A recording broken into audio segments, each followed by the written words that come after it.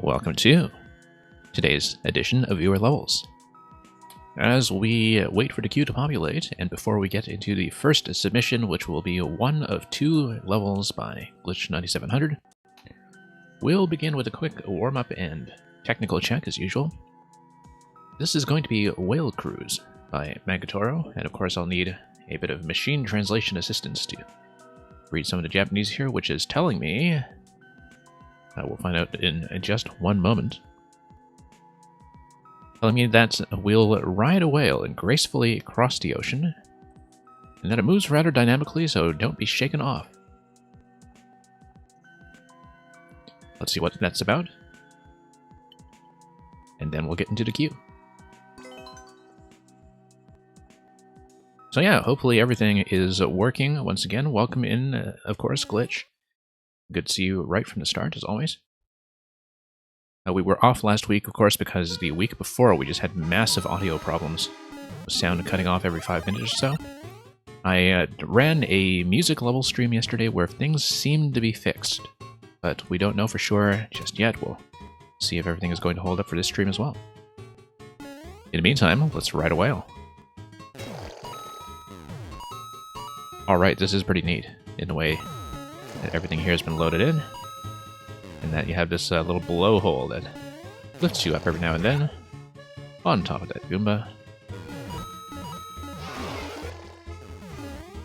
And of course all the POWs down below carefully guarded by the munchers that I guess are where the krill go in and then later out. In the meantime though, we'll just continue riding this out one island to the next, missing the fire flower completely and falling into the water. Look at that, the cannonballs actually do technically allow you to get back on. You want this code? Yeah, I'll punch it in to chat after I'm finished the level when I exit back out, for sure. Netcat, welcome. As you can see, it is the Whale Gang's turn to shine tonight.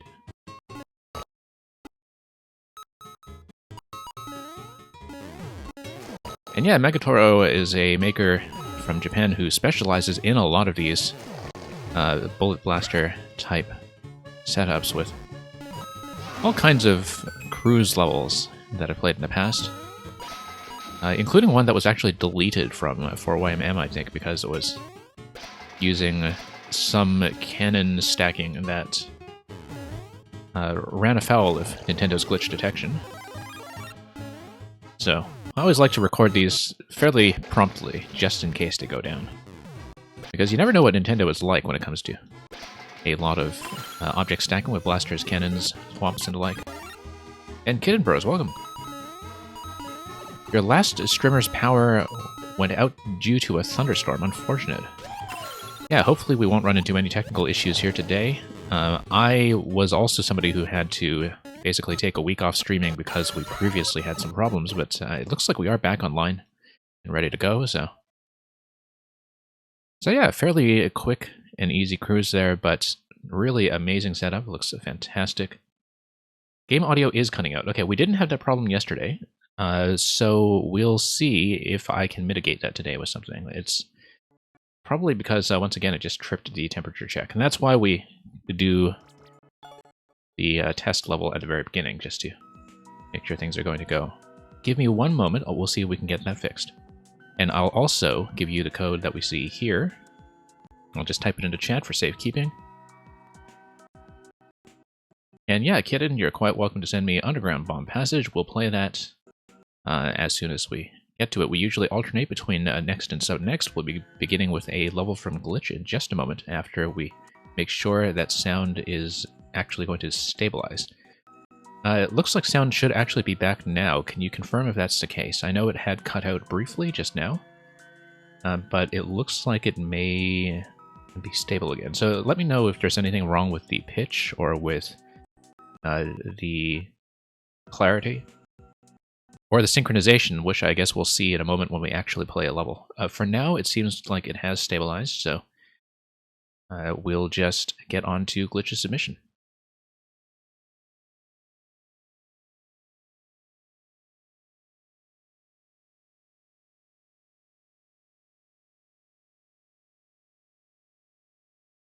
So yeah, it is a computer temperature issue that we have from time to time. And we managed to mitigate that somewhat. Thank you so much for the sub, Glitch. Always glad to have you back for yet another month.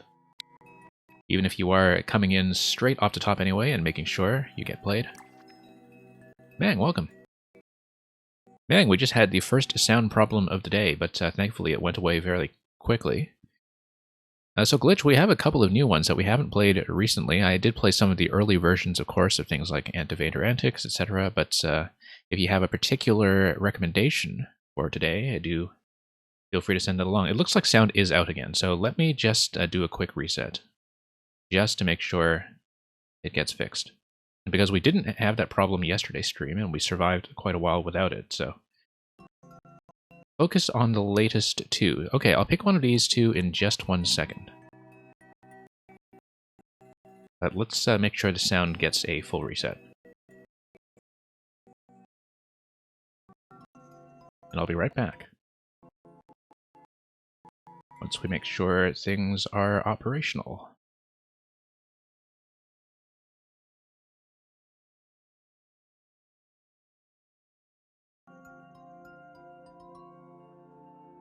Okay, it should be back now. And next GM, you broke your laptop last week. Yeah, that's pretty much what happened with us as well. I had to have a computer repair just to get the stream back online, so you didn't miss anything last week because we were offline until 2 days ago, in fact. So Glitch, let's go with the boss battle. Let's go with Ultimate Hat Fighter 2. And it's a boss battle with hats. 2-hat tag team battle. Ready? Fight. We've got a world record there, but from a fellow Mario Maker streamer, Bilago. And let's see how we do. And yeah, Kitten, I had a huge pile of just hundreds and hundreds of Odyssey screenshots from the photo mode before I ever started streaming. And so when I started streaming, I suddenly realized that I had a place to use them as most of the artwork that is here. This is the most ambitious level that you've made. Well, okay, Glitch, looking forward to seeing what you have here. We are, of course, going to take the Goomba hat first. Pow Hat is also an available choice through that door, as we can see. Maybe I was supposed to get Pow to begin with. But let's just read this quickly to see what our objective is. Our objective seems to be to get a key to get through the warp block on the left. Looks like to do so, we need to... Whoops.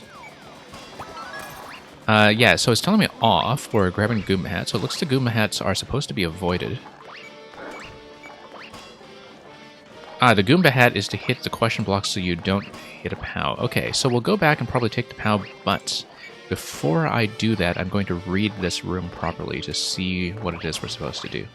If you do have the Goomba Hat off, that means that the icicle is going to fall, which means you're allowed to go around the icicle, and if you go around the icicle, then you can hit the on-off switch with your head by going up the twister, and so that looks like it's the thing that's supposed to happen. It also looks like all of the P-doors are able to get through that location, which is interesting because it means that we can, for example, select something totally, whoops, different. I messed that up because we took damage from the spike block, unfortunately. But yeah, so you're supposed to pick a hat, and then you can use the hat of your choice to hit one of the on-off switches. So for example, you can take the bullet hat and go to the top left, dodge the Goomba hats, hit the on-off switch, and then drop back down through the donut block. So it looks like bullet hat is supposed to come first. And we'll do that in just a moment once we get out of here. Oh, it took damage again. Alright, let's be careful.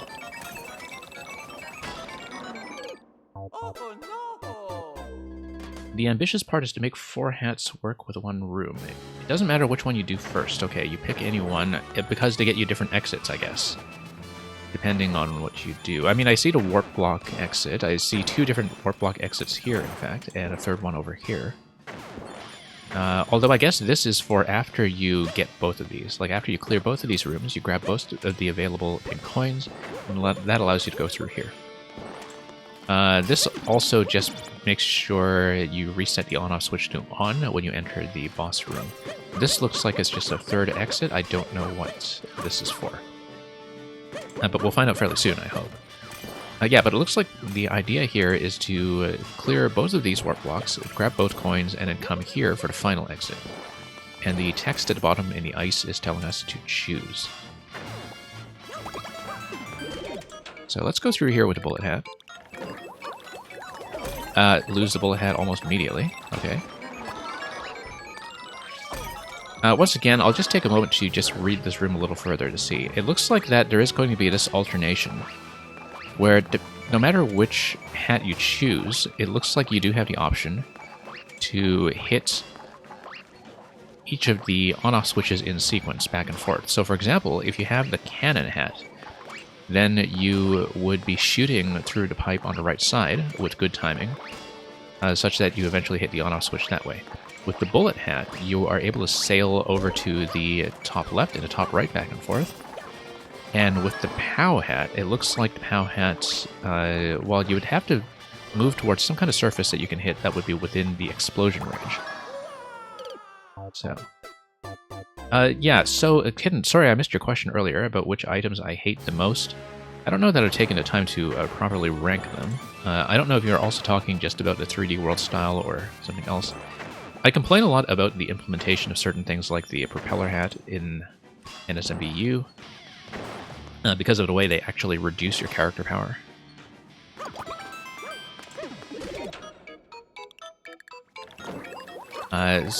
Yeah, and there are some other things that are very awkward about the way that the items are implemented. For example, you know, something like the Super Ball and the Hammer Suit are fantastic mechanically, but in terms of how they actually play, they just have this sort of clunkiness to the inputs that's not really the case with a lot of the original Mario power-ups. Natcat, thank you for the submission. Oh, also, I totally never considered what we could do with the propeller hat. Propeller hat looks like it is specifically going to be for getting around the falling icicle and hitting the center block. If we just dodge everything gracefully. There we go. There we go. Drop the icicle once again. And is it just a drop back and forth? I believe it should be. And then we sneak into the left.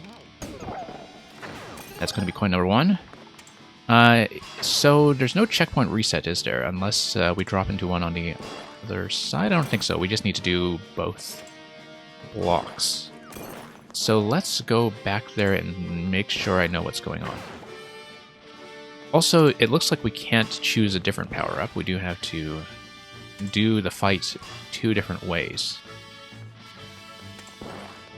Yeah, so you do 2 in a row, I see.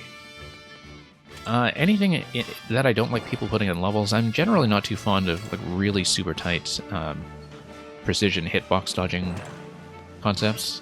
Some people have found a way to make that work. I find that usually it's a little bit difficult to make elegant.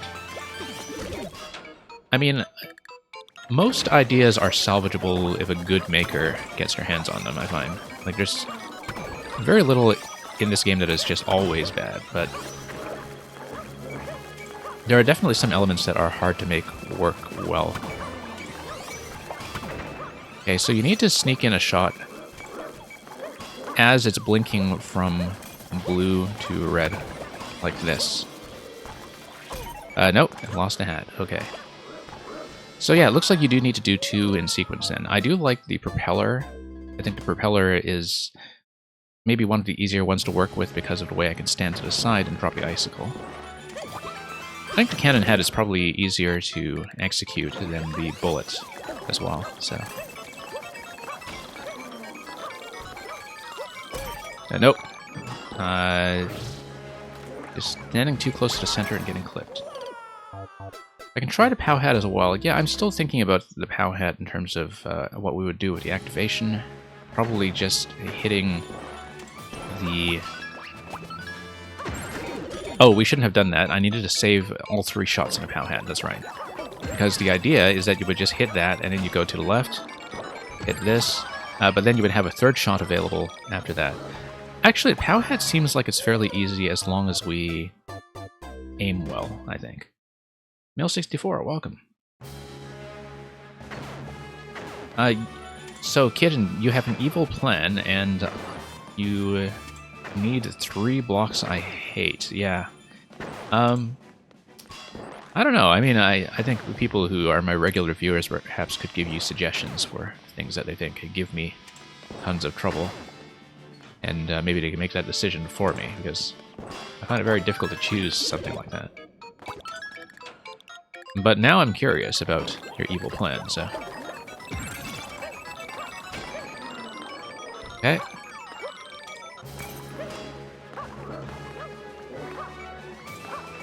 Let's make sure we jump up. Oh, actually, nice. We can get that within POW range, and of course we're just going to lose that. Never mind. And Mail, you discovered Sky. Yeah, I saw that Sky was the free-to-play game by the company, That Game Company, that made Journey. I actually never played Journey originally. I've just mostly heard of that studio by reputation.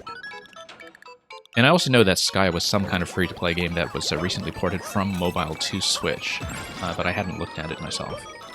So, hope you're enjoying that. I would imagine that as a free-to-play game, that's where a lot of the time-consuming grind would potentially be coming from. Okay, let's go around. Yeah, the trick is to go straight through the twister. And then now let's switch to the propeller, or the block on the left side. I don't know if I agree with what's going on with the yellow spike blocks in the middle there. I think that might be a little bit excessive, but... Okay. There we go. Alright, that could have gone a lot worse. That did go a lot worse. Okay. Document. This guy hates ground blocks, hard blocks, and brick blocks. Thank you. I'm glad we had that. You know, it's funny that you mentioned that, because the first thing that I ever made in 3D World in this game was a level that I built pretty much entirely using clear pipes, where I challenged myself to not use any ground tiles whatsoever. And it was a surprisingly playable level. I think it was actually mostly just traditional by the time I was done with it. No, I shouldn't have expended POW. Let's restart this.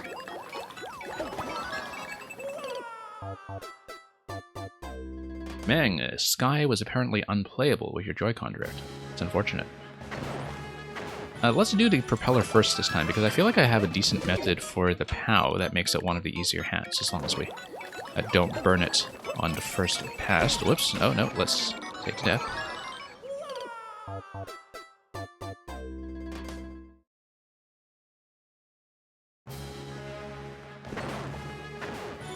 And sure, let's go with Document's suggestion, actually. Document definitely knows his way around level design, so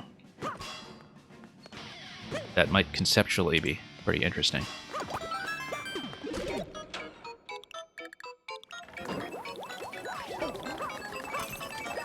Okay. Whoops, no. Too far.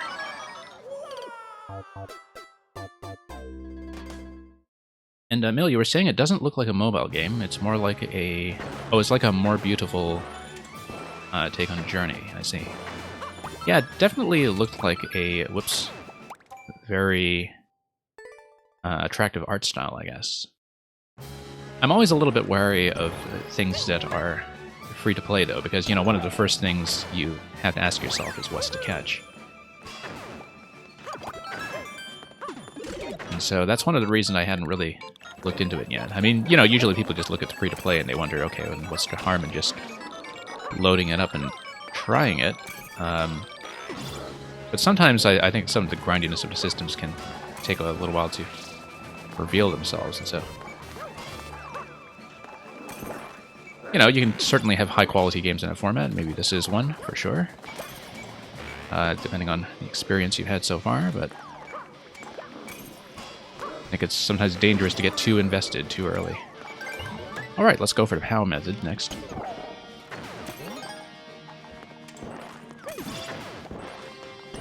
And, yeah. Hit this first. Then we grab the POW. And then we do this method that I had mapped out for myself already. And then we survive. And that takes me to the next part. Now, given that we only have one checkpoint so far, I imagine that there's probably a part 2, just given many of the glitch levels that we've seen in the past. And indeed, there is going to be something additional here. Okay. GG. Oh, I see. So that's just a... well, that's checking something, that's for sure. Whoops. No, let's do it. Give it a fair attempt anyway. There we go.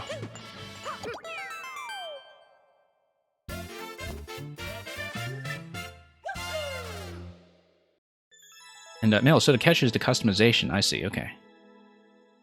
Yeah, I find that when it comes to free-to-play monetization that revolves around cosmetics, I am usually fine with just ignoring the cosmetics. Like, I don't tend to be too enticed by them. Anyway, Glitch, really interesting concept for the room. I can just tell looking at that. I know I didn't really try the bullet method, but the bullet method, given how bad I am at piloting that thing, would be a bit of a pain.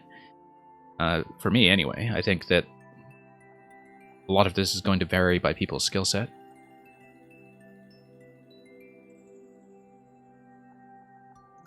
Originally, you had that checking Goomba hat, but you moved it into the main screen. I see, okay. Yeah, bullet does look like the hardest. Just because you do need to know how to fly and drop in from each corner while avoiding everything along the way. Now, let's see how we're doing. We will just pull up next.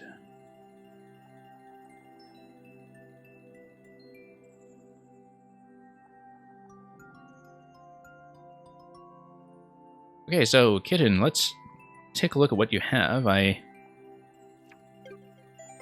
know we're pulling this up without having fully answered your question of picking 3 blocks, but we'll see what we can do.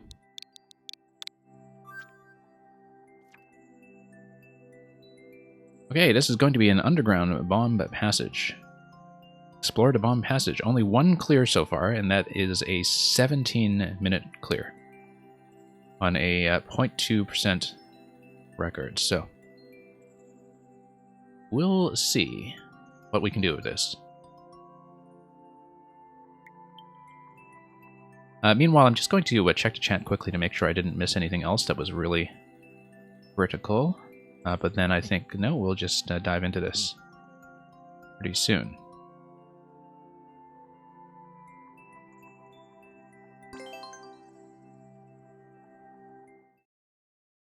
Sploosh. And thank you for the follow. My least favorite gizmo?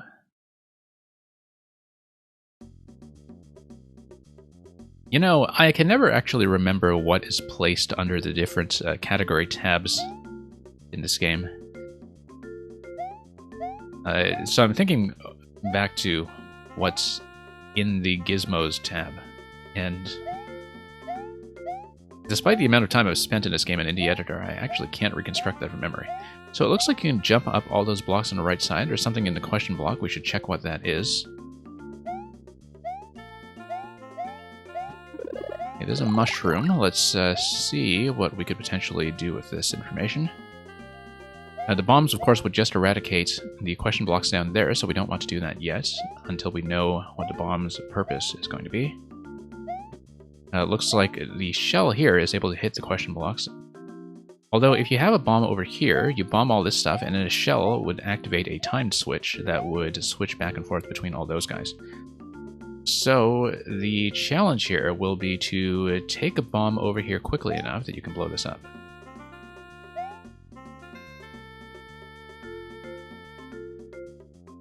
And yeah, Donkeyman spent even more time in the editor than I have, and more than most people, in fact. And if you can't remember what a gizmo is, I certainly can't either. Okay, so we'll go up the blinking steps eventually. Eventually. you'll see, of course, that with the setup that you have here, there is a risk of despawning the shell. Since it is just going over ground, if you just go to the left side, you can, in fact, break everything for yourself, but probably respawn the Buzzy, though. Let's actually just walk over to the right side. Maybe a little quicker than that. And try it again. Nope.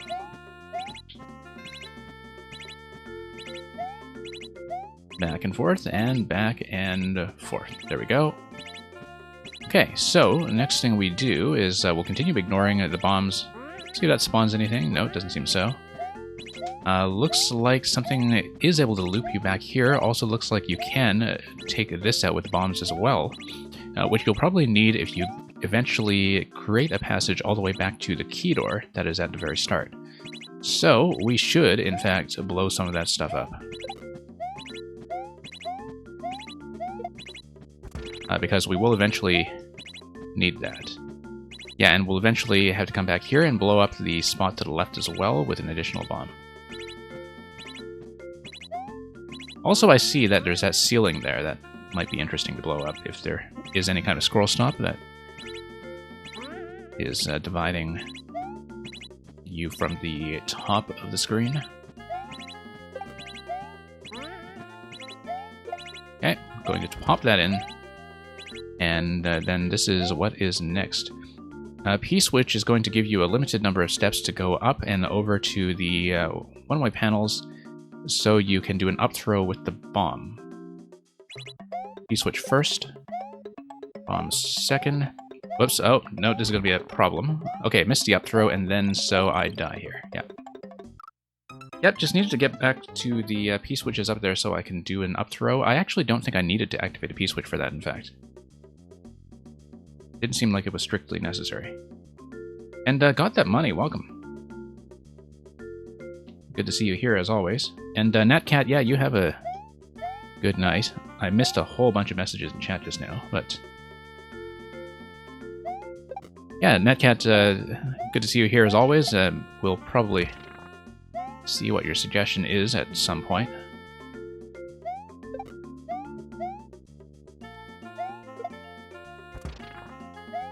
And yeah, I got that money. Good to see you here. I actually did recently play the early version of your latest level. I know that you did some kind of revision on it. But we did get a chance to play that on stream a little while ago. And let's see about this bomb over here. Yeah, just get back up and blow that up.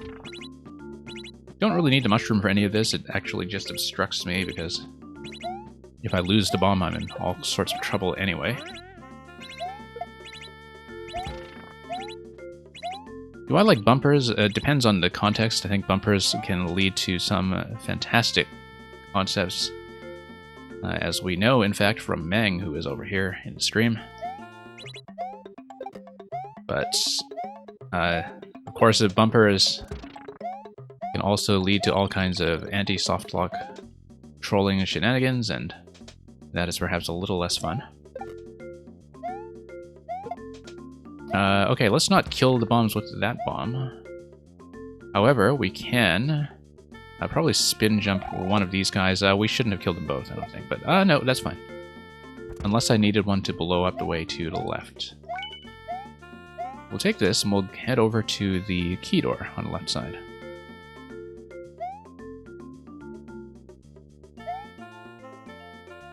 And yeah, then we'll grab this mushroom over here. Whoops. You need me to cooperate with your evil plan. Okay. Well, I'm not sure how that information is going to be useful, but...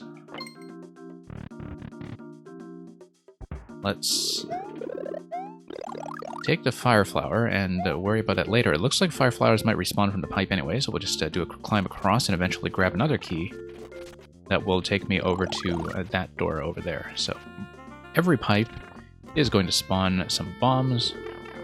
Roy is also going to be an absolute nuisance. Looks like I actually have to kill Roy, in fact. Looks like this is a Roy fight that has a refreshing power-up, so we'll just camp this spot here because it's safe. And wait for Roy to pop up one of the very few valid locations that will be available for him. Whoops. And yeah, he's going to head over to the left. And we'll just hang out until he decides to come and play. There we go. Fairly simple.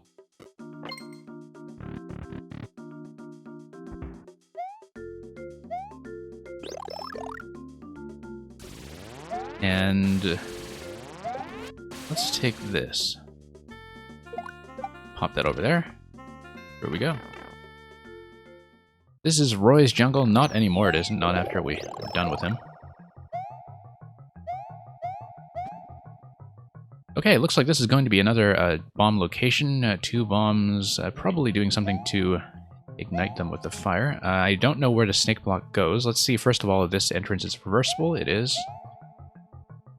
That's important in case we need to reset the snake block somehow. Let's check where that goes. Whoops.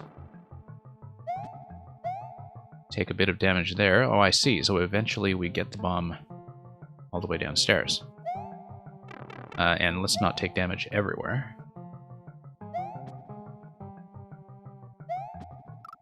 Okay, let's maybe jump a little more accurately than that.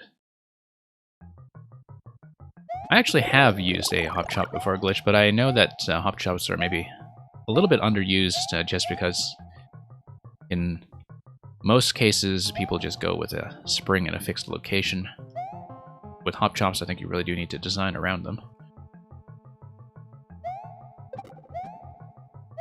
But a lot of those 3D world elements are honestly pretty underrated. Let's go back and reset from the pipe.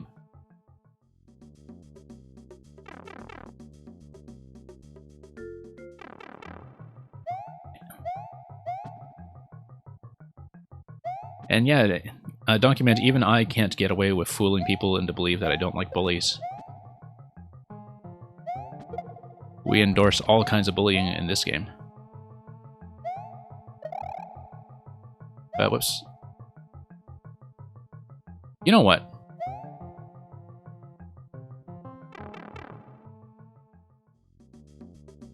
Here's an idea.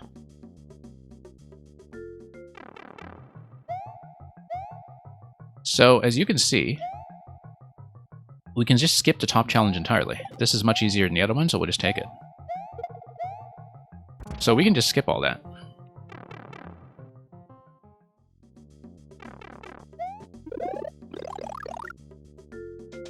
Now, yeah, we just dispense with a few bombs at once.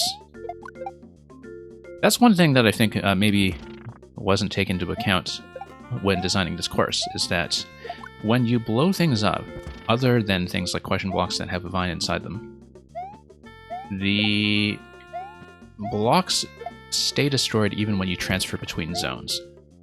And so you don't actually need to do these challenges multiple times, for instance, if you're able to go back and forth through a pipe to reset. Now, in the previous zone, I liked that you could go back through the pipe to reset because you don't want just one shot at something like the snake blocks, for instance.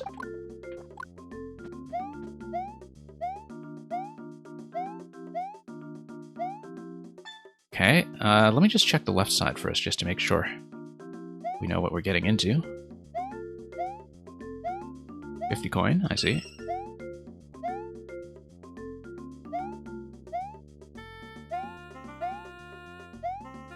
And, yeah, before we stop this guy, let's see. I can't really see what we're in for, so we'll just take him and go, I think. Nope. Okay, lost that, but then that's what a pipe reset is for. In fact, no, we can't do it. Okay. So it looks like we may have to take a death here, which is kind of unfortunate, unless we find some other way around. Looks like this is going to be an SD lock, though.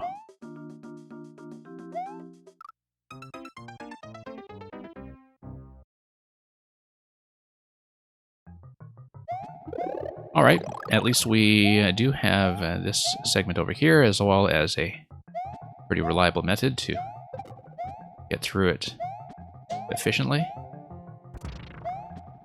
Yeah, too bad about that one-way panel that's created the SD lock situation, unfortunately.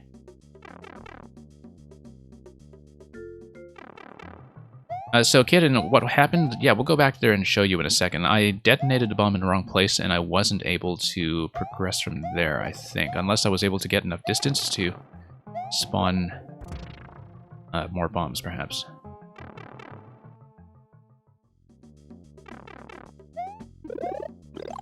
Okay. Let's pop this. Your Twitch is lagging, okay. Should hopefully not be an issue on my end from what I'm seeing from my own network statistics. Also, I see that the sound seems to have stabilized. We did have some instability there early on, but that seems to have been resolved. Okay, so here's the problem with this guy. Yeah, you need to get him all the way over. I probably should have done a spin jump on him. So when you come into this room, you don't... first of all, this is totally a soft lock.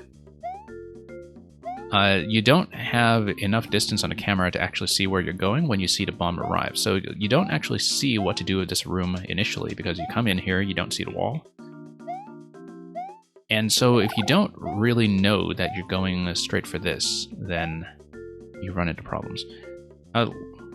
So let me see how long I've been on this one, because I don't know if I want to necessarily repeat what was seen up to this point if we have to sort of risk the soft lock here, but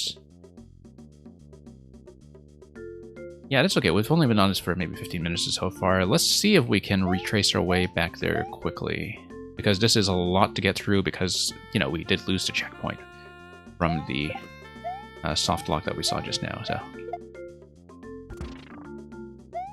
Good to identify that stuff, of course, just for playtesting purposes. That's something that you have to watch out for. Glitch, you say that you saw a second soft lock earlier. I think I know which spot you're talking about, but we'll go back there and try to identify that as well, perhaps, if I remember to do so. Whoops.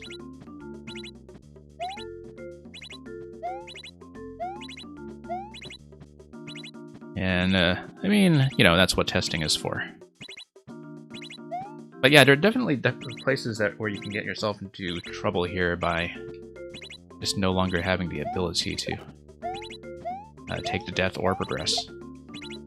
Especially because so much of this level depends on bomb detonations that do have to hit their target locations from a finite number of bombs that you could completely expend if you're not careful. You do completely expend it, like in this location here, it's quite possible to create a situation where you are totally unable to do much, especially if you are, you're not actually blocked off here, okay. So you can, in theory, just kind of repeat through that. And yeah, Glitch, that was the location that we're talking about, so. Hello, Furia, welcome. Good to see you back.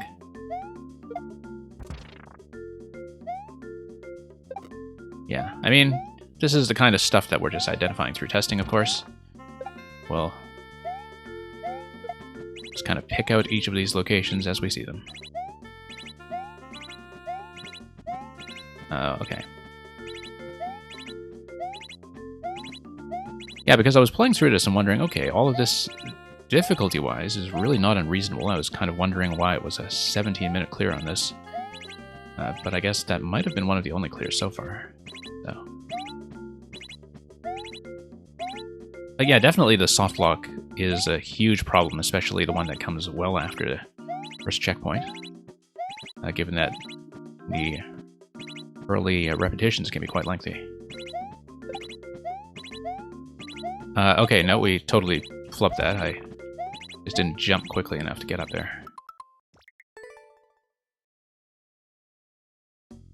Yeah, Kitten Bros, you know, only one person beat this, but you can definitely see why people might abandon the level instead of completing it if they run into something like a very late softlock. where if you run into the problem that we had in the second half earlier, for instance, somebody who's perfectly capable of beating the obstacles in this level might give up on it anyway. Because that's usually the risk that you run by, you know, having those locking issues still in place. That the difficulty is not the issue here, it's just entirely that when you get to something like that, people don't trust that the level is going to play fair with them, and that they'll have the ability to complete it, even if they do play well. And so that's why it's important to really do a thorough debugging pass on that stuff instead of leaving it in. So let's do this again. Also notice that this is actually another lock here. Yeah, I think this was the spot that Glitch was saying. So, for example, if you had no shell here and you just jumped in here, then you're locked, but at least it's something that's very early in the level. The one that's after a checkpoint, of course, is a massive concern. Something like that could actually be avoided with a gate using something like a bumper, for instance, because thrown objects will go through bumpers. So yeah, I'm not going to spend too long on this unless we get past the early segments pretty efficiently. Just want to make sure we've identified some of the issues that can be worked on. Whoops.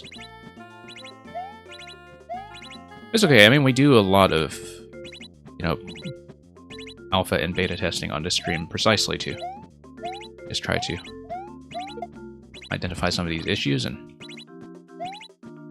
make sure you've got plenty of information to work with as the maker. Whoops.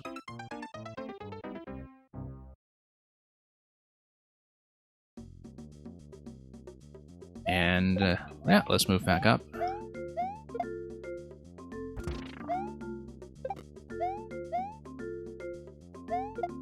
Whoops, nope.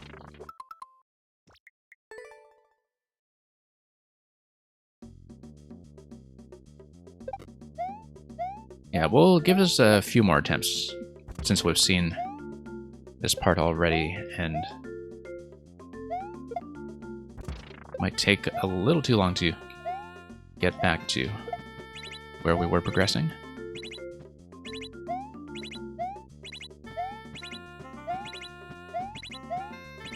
Okay, here we go.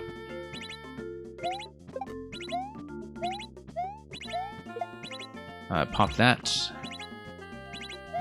And go through here as well.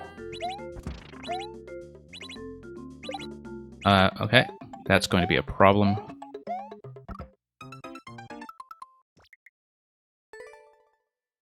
Yeah, maybe one more attempt on the early segment.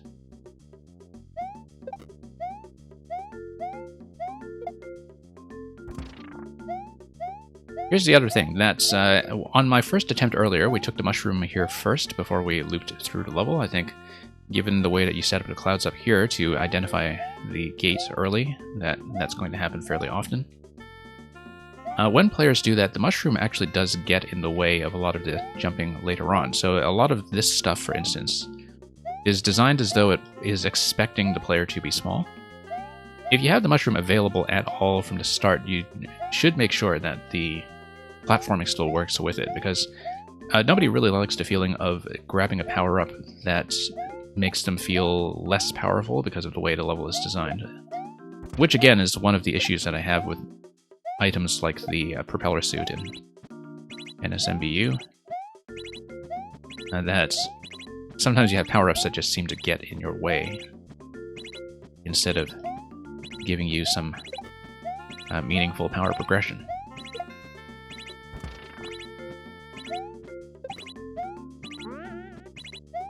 Okay. Alright, let's slide right into that. I mean, that was fairly avoidable. Let's give it one more, just to see.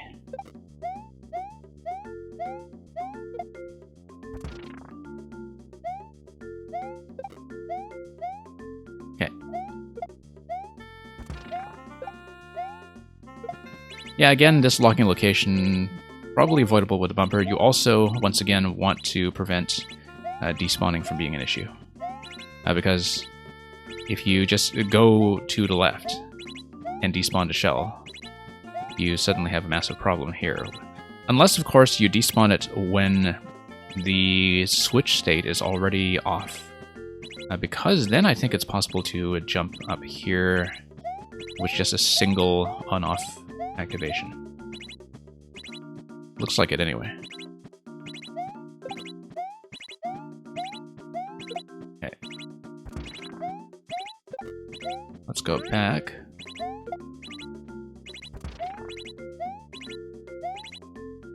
And... shoot. Nope, too late there. Okay, we'll just call it on this one for now. I mean, it would have been nice to progress a little further through it. It's just that we just got kicked back so far by the soft lock in the second half. Everything here, from a difficulty perspective, is, you know, pretty reasonable to get through. It's not that challenging, not that difficult to read. The issue mainly is just getting some of those quality checks out of the way from a QA perspective. So, thank you for submitting that, Kitten. Yeah, sometimes with one-ways, they're not necessarily going to be the solution to your problem, because, of course, you should think about how the players are going to pass through them. But things like bumpers, saw blades, etc. do work as power-up gates, depending, of course, on whether you're checking for players that may or may not have the mushroom. Which, as I said, you know, that is something you'll always have to consider, is that some players will get the mushroom first, since they're able to do so. So let's mark that as a loss for now. Oh, you mean the cheese at the... Oh, you mean just having a single switch activation and not taking the stairs and just going around the off state, yeah. I mean, that's just avoidable by adjusting the height of the platforms you're working with, I think. Just making it so that you can't jump directly up to that ledge. You know, because something like a ceiling or corner would be in your way. Anyway, I hope that was a useful playtest. And let's see how we're doing with the list. Glitch, I realized that you do... first of all, I need to check the sound because I think it did blink off again. Secondly... yeah, Glitch, I know you just had the fresh sub here, so if people behind you don't mind, we'll pull you first with the sub next. Since I know you can't always stay very long. Can someone tell Kitten a gizmo in 3D World that I don't like? Yeah, please volunteer your suggestions. I'm sure somebody will come up with a much better answer than anything I can imagine. And let's get the sound fixed one more time, if we can. We did not have this issue yesterday when I was stress testing it as much as I could. So we'll see if we can have a more permanent resolution today. And it is indeed a supernova. So yeah, Glitch, we'll take a look at this code here.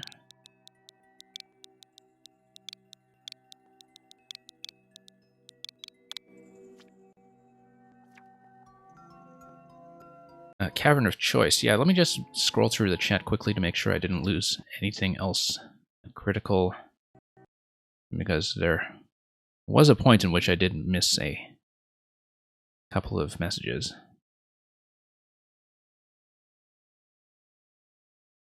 But yeah, we did say goodbye to Natcat earlier, of course, and said hello to a couple of the submissions that came in, so let's take a look at Cavern of Choice. We see a lot of arrows all over the main screen, just to make things totally clear. And we'll choose wisely. World record here by Street Rat, who is an excellent puzzle level streamer in his own right.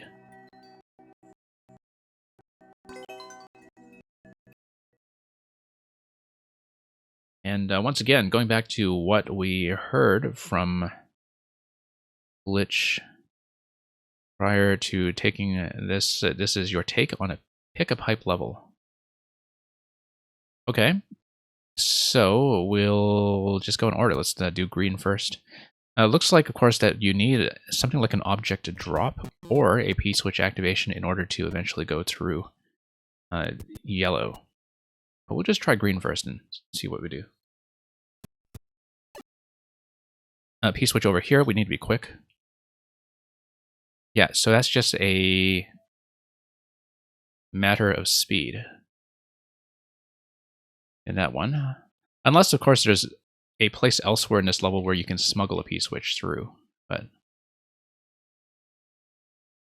so much for the new era of audio. Yeah, we'll try to do a proper reset on this. Unfortunately, like, I was testing this out before I started the stream, and I was actually a little bit late starting the stream today because we had a bit of an issue with my capture card just going down completely. So this will be a little bit of a risk, but let's try to do a full reset for just one moment. Yeah, because we ran music levels for about 4 hours yesterday just to stress test this thing, and everything worked perfectly. But that apparently has not lasted.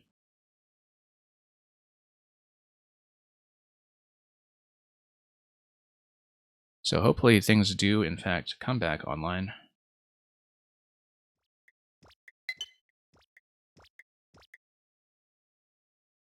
Okay, let's try this again.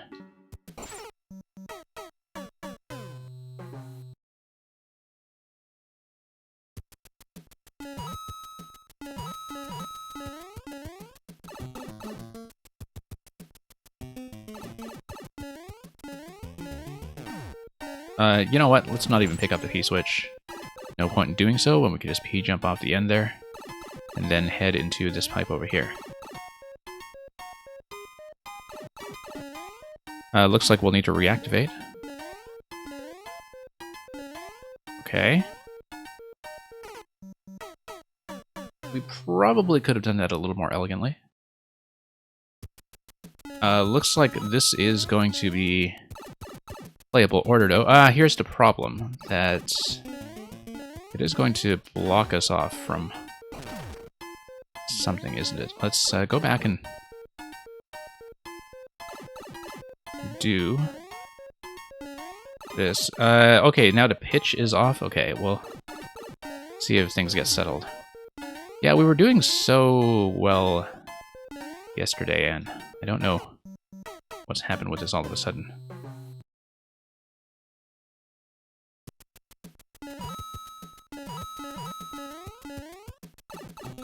And yeah, I should definitely pull up some kind of stream-safe music library anyway, given that we occasionally do have a use for it in some of the other content I run around here.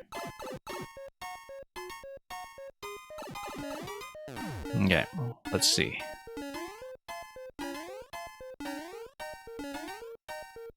They told me they fixed it. He jumps all over the place into the door, and that's a checkpoint. Okay. Looks like we just didn't have to deal with a lot of the types we saw earlier.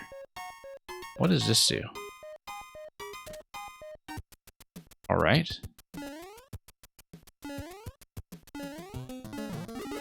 Tanuki Leaf is allowing me to hit this thing here. I don't know why we would want that. Okay, that's why we want that. I just pop this guy in the head. Probably just get rid of all this.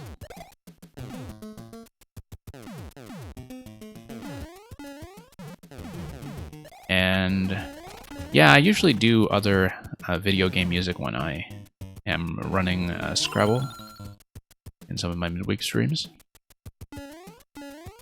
That's usually one solution to the problem.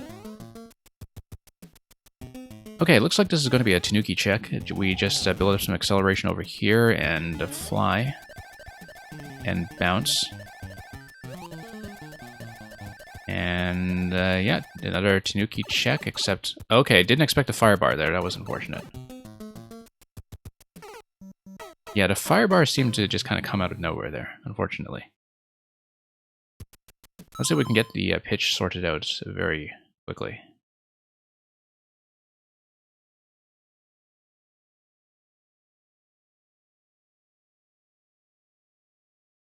Thought all those problems were gone.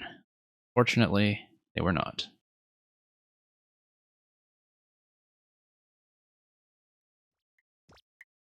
Okay. There we go. Firebar was running out of room and you didn't know that would happen, yeah.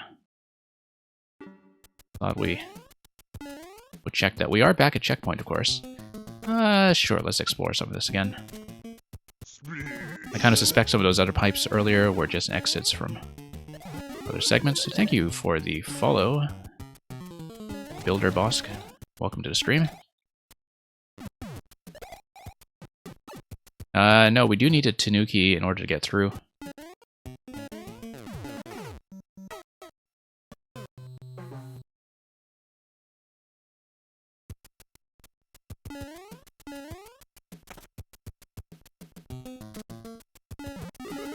Yeah, it seems like we do very often see these kind of power-up requirements in glitch levels that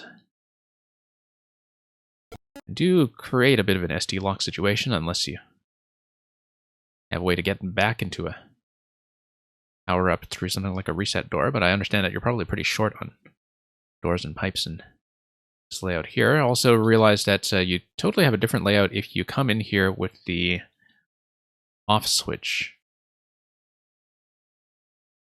If you hit the on-off switch before you come in here, obviously you deal with a different flying segment. Here's another checkpoint.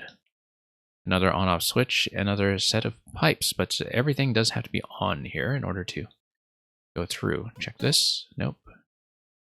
Let's do red. Sound, yeah. I see that. Let's just try to platform through this attempt first. I cannot believe that after all we did to try to prepare this, that things have become so problematic again. So this is precisely why we were offline for about a week and a half, and everything was just running so well, as anybody who was here yesterday can attest.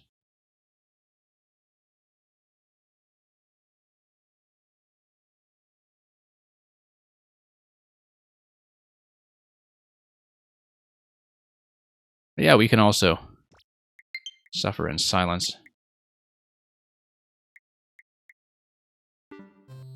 Okay, anyway, let's go back through red. Looks like we have a slightly different platforming segment for every path we choose to take. Whoops.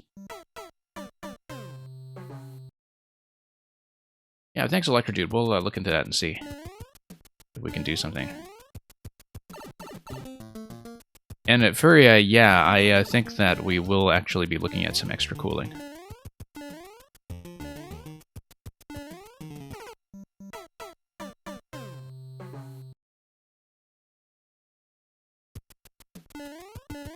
Okay. Go back down. Anyway, Builder Bosca, thank you for the mid-air mix-up that you sent in up above while we were sorting out some of the technical issues here.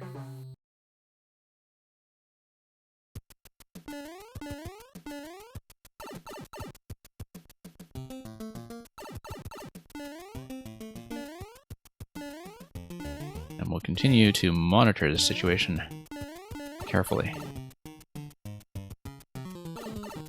Okay, so yeah, you don't want to go through here after all because these pipes are just connected, so it looks like the only way you can go is through green. And yeah, here's the boss.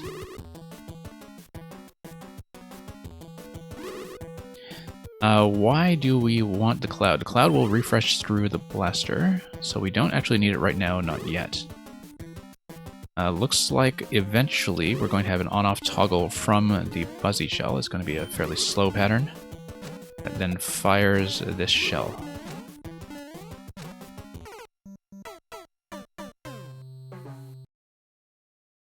I think that's probably, yeah, just a timer to make things a little more difficult.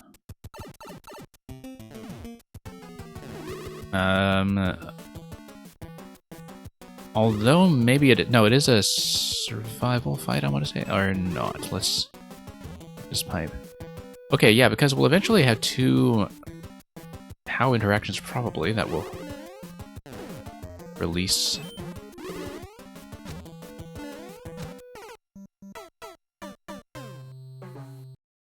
As well as a bomb that's going to open up the bottom left so that something can fall down there. Used a cloud.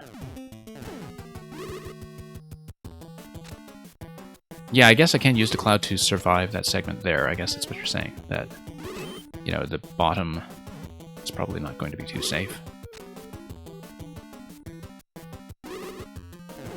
So I am reading this time survival where the shell is eventually going to activate enough on-off switches that you'll have things moving around tracks and displacing the munchers in such a way that you can fight directly. Or maybe blowing up the bomb so you have a passage to go through somewhere. Not entirely clear yet. But... And Furia, yeah, let me approve a link for you in just a moment.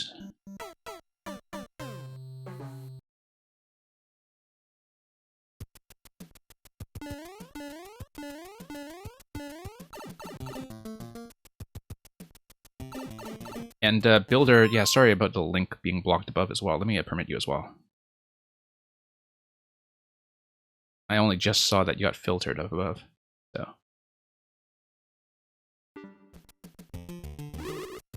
We'll keep on some of that on rotation. I don't want to be playing too much with my sound mixing right now, but we'll try to get some of that in order.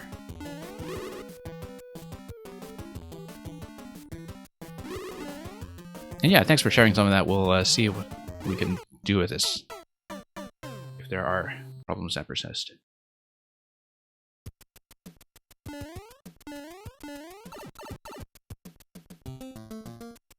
Yeah, right now I think the sound on the stream is actually, from what I can tell, it's functional, but my pass-through is actually dead, so I'm not getting volume locally, so that's what's happened over here. So I actually can't hear what boss track is attached right now, although if I were paying attention to the animation I would be able to tell. Don't jinx it? Yeah, we had plenty of experience with that.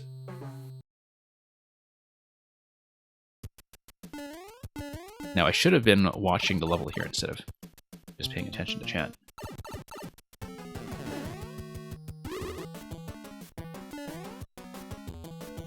But yeah, it looks like we'll probably just have to beat the survival timer on this one. Do I not like the cloud? No, the cloud's fine. We just keep forgetting about hanging out there as an option, I guess. No, because I keep thinking that I'll save the cloud for when I am actually desperate for one, since it may take a while to get that second refresh from the blaster to the left. So. Sure, let's take the cloud as our friend. Not drop in directly to everything else. There we go. The cloud, of course, is timed from the spawn on the blaster, so can't leave it for too long.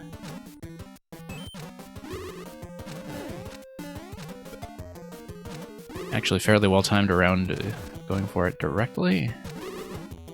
I don't know if we want to go down. I think we should. Yeah, that's going to be GG. Okay, great.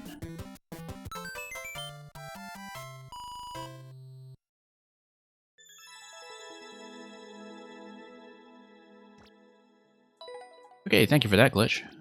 Yeah, it looks like we skipped the whatever was the red herring in the first part of the level, since I did find the correct path pretty much immediately.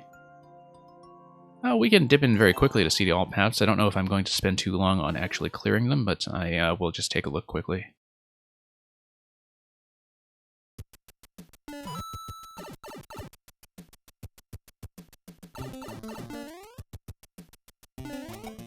Yeah, this, you just need to speed through it. Looks like that is a speed challenge. On-off switch, of course, is going to give you access to the red pipe immediately afterwards.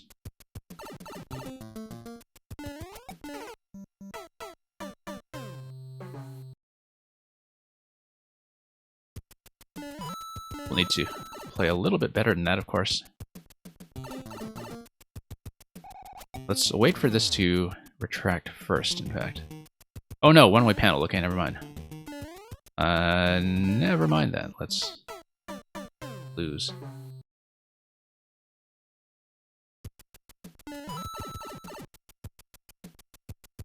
Imagine getting this in Endless. I mean, first set of attempts didn't take too long at all.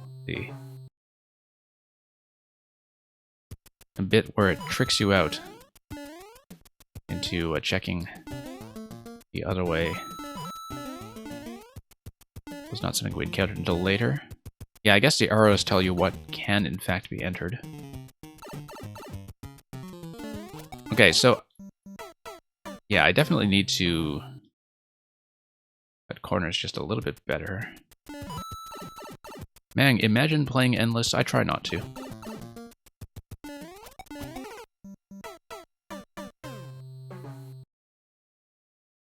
Yeah, Glitch, unfortunately, I think this path might actually present a little bit of an obstacle for me here. Whoops.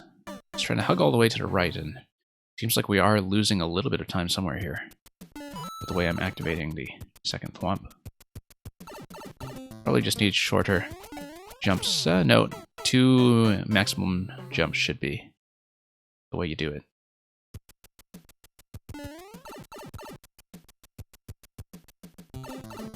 If you want a Cloud Walker costume, you need to play Expert Endless. How many wins in Expert Endless is that? 4.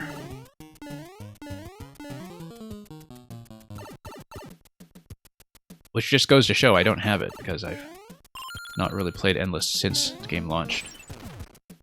Yeah, so you need to kind of strategically lower icicles, or just go up the left, perhaps.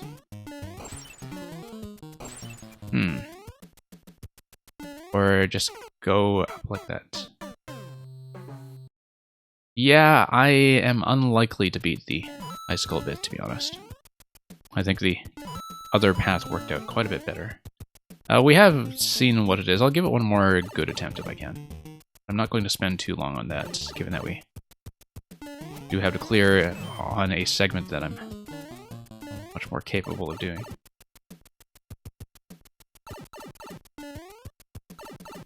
But yeah, I'm glad I'm not particularly invested in the idea of collecting various costumes in this game. Because some of them are just pure grind. And I'd rather just have a pleasant time playing levels I want to see. Whoops. Let's not stand so close here. Now, without the benefit of jumping up immediately, we can go up 2 icicles. I can't go up the first 3 at once, I don't think. No way. See, this is why I'm not a precision player. Okay. I feel comfortable having seen it. Oh. Thank you for that glitch.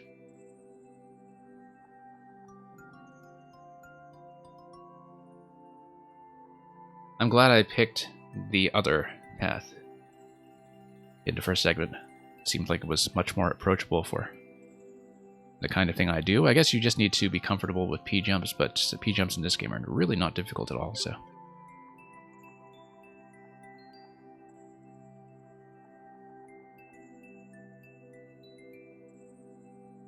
Okay, Meng.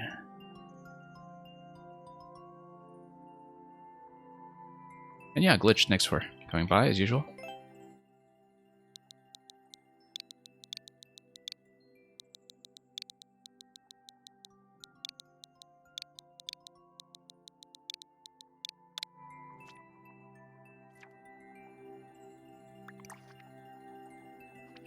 So, Meng, I know we didn't finish this one previously. Would you like to see the SDGM level for SDGML instead? Or shall we grind out the other one? Let's see it. May as well see what the birthday gift here is all about. Supernova, not surprisingly, has the world record on this one already. Chu Solo, welcome.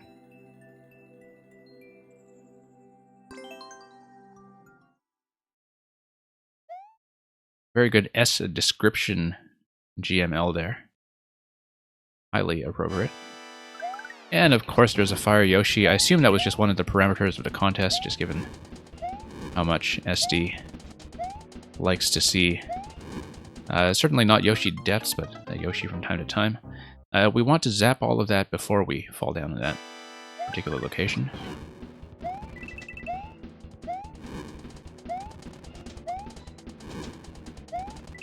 Okay. And then drop this gate.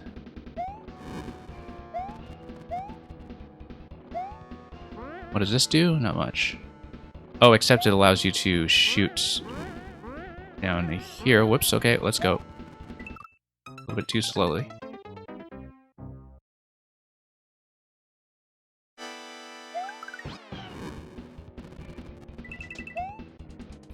Yeah, some of these blasters are going to drop into safe locations. Others are, of course, just going to sink. Black blasters so far look like they consistently stay up. Red blasters sink. As far as I can tell, that is going to be the system here. No, we do want to go immediately up onto bounce where we shoot. Yoshi level, but no required Yoshi depths allowed. Okay, I kind of guessed that it might be something like that. But optional Yoshi depths are probably okay, I would guess.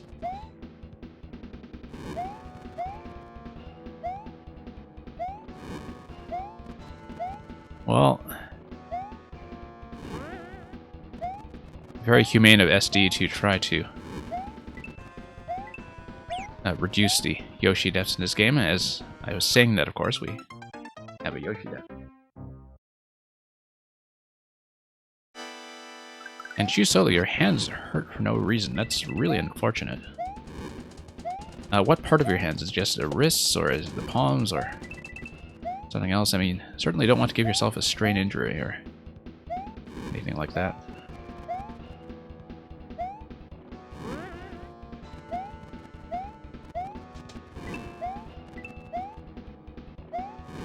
Nope, missed.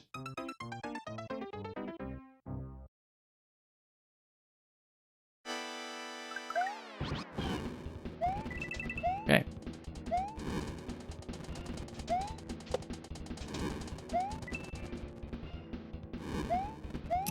But yeah, that's a really nice personalized contest theme, actually.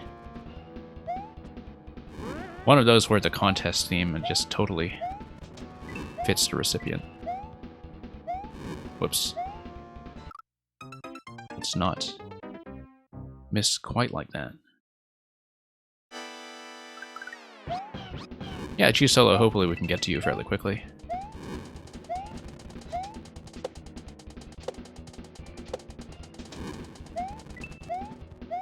Sometimes my queue looks short and then turns out to be much longer than that for various reasons. Well, I'm glad we got the music stream out of the way yesterday when the audio was still totally functional. Okay, let's adjust this. Maybe firing on the way down, I think. Firing on my way up in that jump doesn't seem like it's going to work out too well.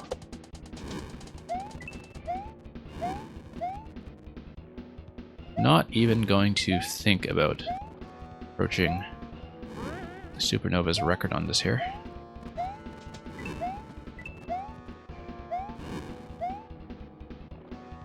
Okay, that's kind of nice. We needed to slide under after firing. Hence the purpose of the icicles there, allowing us to build up a slide.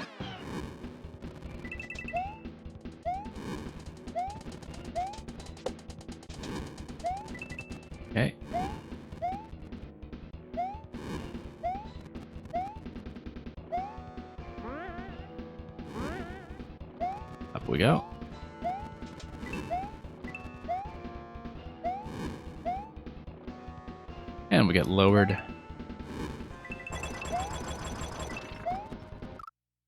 Yeah, reacted a little bit slowly there. Just a bit of hesitation.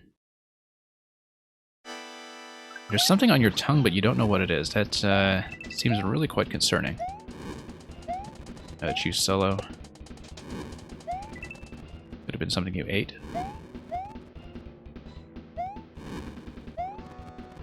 Hopefully not some kind of malignant growth.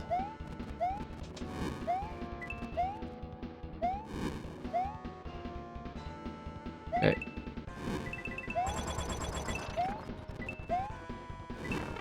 Here we go. Very smooth. And here's another Yoshi. No required Yoshi deaths, you say?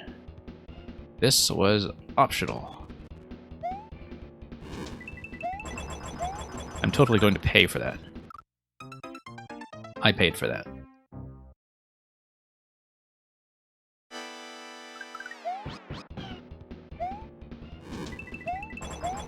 That's okay, it's not like SD was here to see it, so we'll just assume that justice has been served. For somebody. Oh. That's interesting.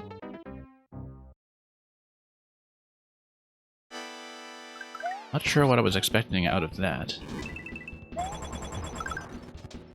Yeah, I like the timing against the Koopa there, actually. Okay, on a switch. Fire this.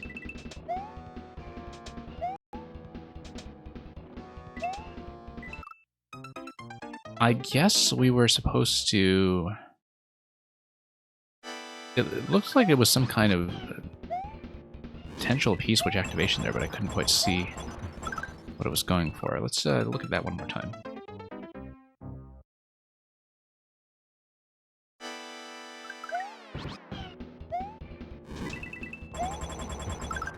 Okay.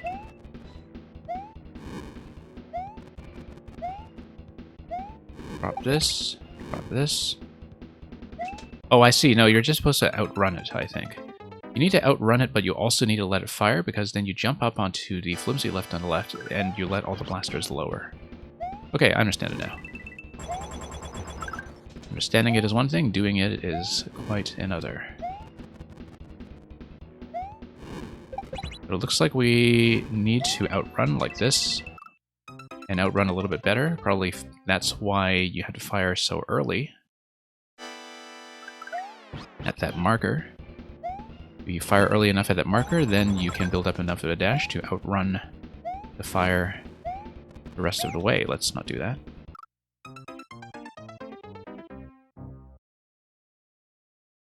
And that is an interesting location. Took me a moment to read it, but I think we understand it now. Also, I like being able to skip directly over that guy. That's a nice touch for anybody particularly impatient. Nice short jump over here. Stall over here, and let's jump over accurately. I think I was expecting the blasters to lower a little bit further, and so I was anticipating that it would go down by an additional block, but they stopped instead. So, whoops. That could have gone quite a lot better.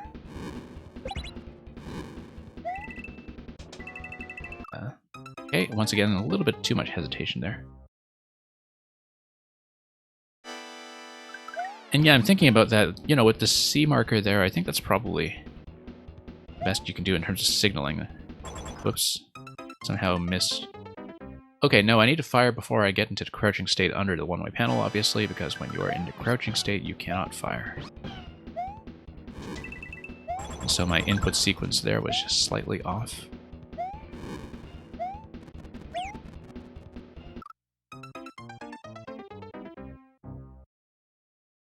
Well, considering the nature of the contest, we're surely killing quite a few Yoshis here. It's okay, it's still a sustainable number of Yoshis. They're not being dropped into extinction just yet.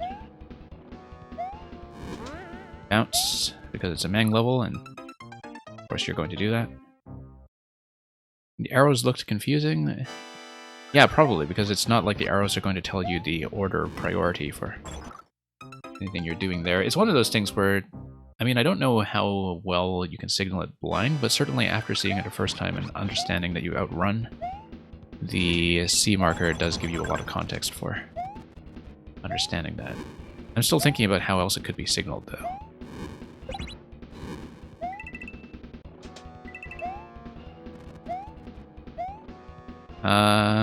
Yeah. Let's hit that quickly. Hit that quickly and accurately. Was really hoping that the second shot would do the trick there, but unfortunately, we took just a little bit too long.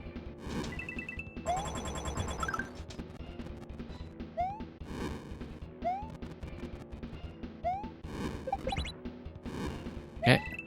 Nice short jump there. No, we fired a little bit too far forward, I think.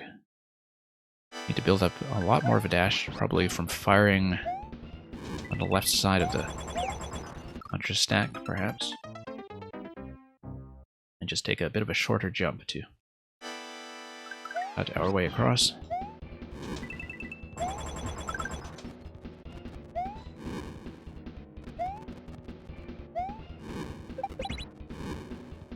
Nope, just missed a jump.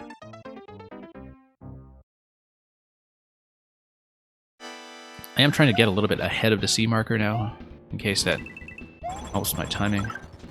I don't know if it actually does. But given my run speed outrunning the fire, I think it should be okay. Give myself a fair bit of distance here. Come on. Dash. And over. And over. And down we go. Once again, outrun.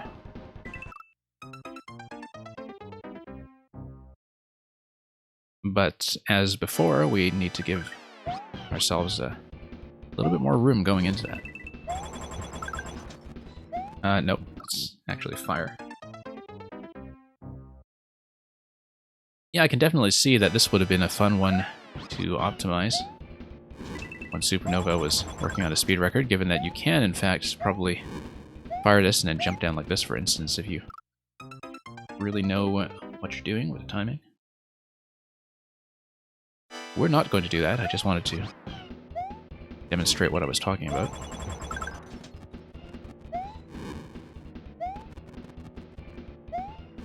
Fire this, outrun. Yeah, we'll have to do that double outrun later on at the end of this segment.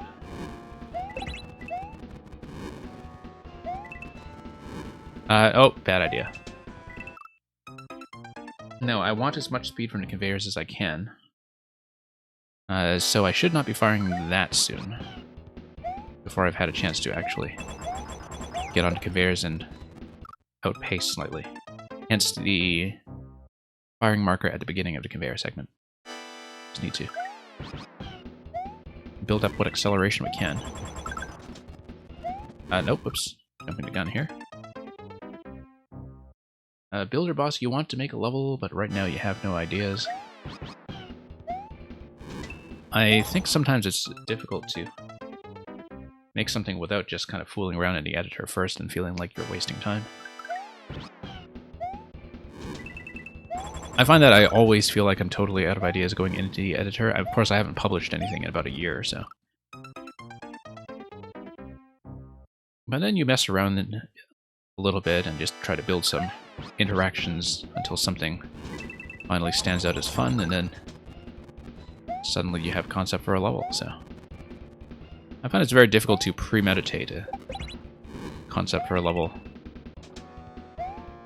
without doing that bit of hands-on experimentation first. You know, you can't just do it in your head, or at least I can't. Some people can, if they have a really good conceptual mind for ideas. Okay.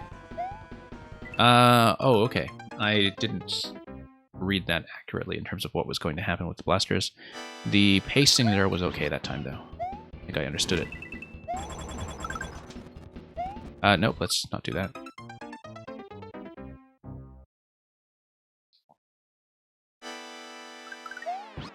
Honestly, there's a lot that can still be done with traditional levels.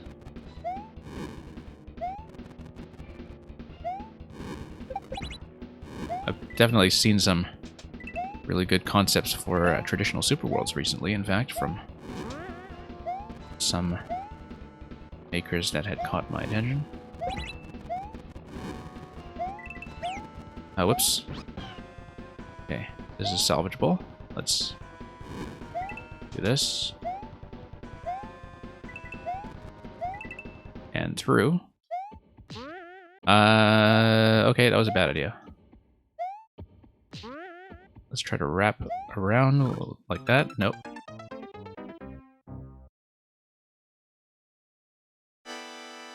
Yeah, Builder Bosk, I think one of the reasons why, you know, something like a traditional format isn't as well suited to the Maker Team's collaborative format is that a lot of people who do build traditional levels aren't really thinking of them on a scale of one level, but often as a series or as a super world or something else like that. Because, you know, a lot of the tuning of a traditional design is often kind of based around that, where you have some incentive for things like secrets hunting, for instance, to grab coins and one-ups and the like. Because it's more than just straight platforming, right? Like, that's really part of the exploration and flow of what we associate with traditional Mario. And so you can see why, unless you have a really solid concept for a collaborative world, that you might not see as much participation in team format that way. I totally messed this up. Mr. Greggy Spike, welcome. Good to see you back.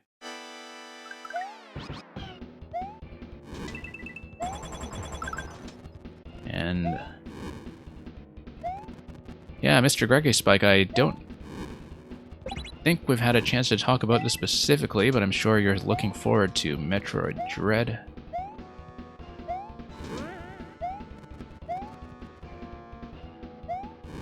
Okay, up we go.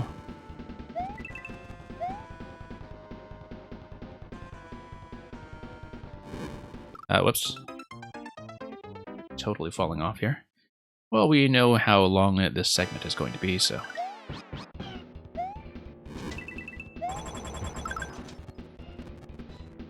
Let's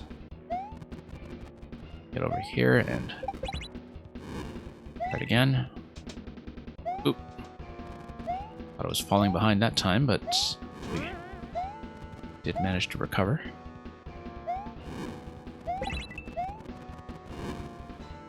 Okay. Ride this out. And this. Nope. Totally faced the wrong way here. Love the cat's paw, by the way. That's also a very appropriate element to put in an SDGML contest level. Wouldn't be like that without some representation for the cat gang. Let's fire and drop. Boom, boom. Okay, I guess not.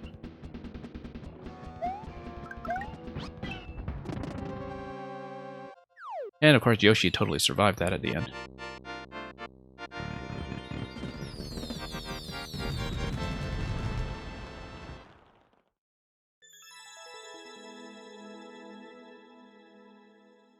And yeah, Mel64, I missed every opportunity to grab the collector's steelbook for Metroid Dread. I usually don't really splurge on those collector's editions of Nintendo releases, but this one seemed special enough that I was giving it serious consideration. But I just could not get the orders in on time. I think they got scooped up by both scalpers and legitimately interested customers very early, so...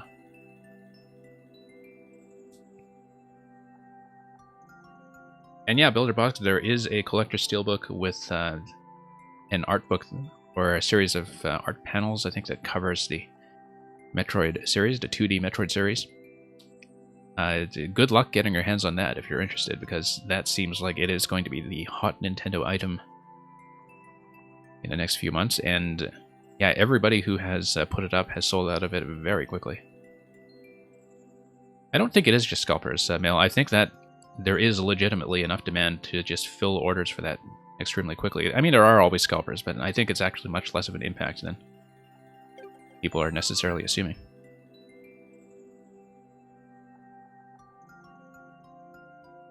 Okay, that was from Meng. Let's go for a sub next, because I think Electrodude is probably going to get the call for that. If I understand this correctly.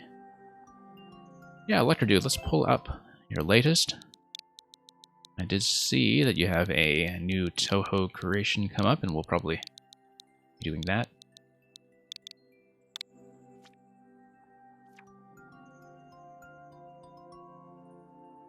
And yeah, Builder Bosk, we usually just alternate between next and sub next, except when we just have repetitions for subs, then I tend to go straight down the list.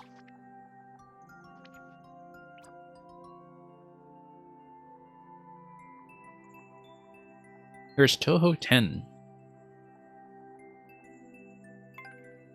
And of course, Electrodude, or Mr. Sparky here, has ported or paid tribute to a lot of Touhou fights that may or may not be similar to the originals in ways that I would not be able to identify, but not surprising, of course, that we have a world record here from another very prominent Touhou fan and level creator. But in any case, the wind is howling. Let's see how that goes.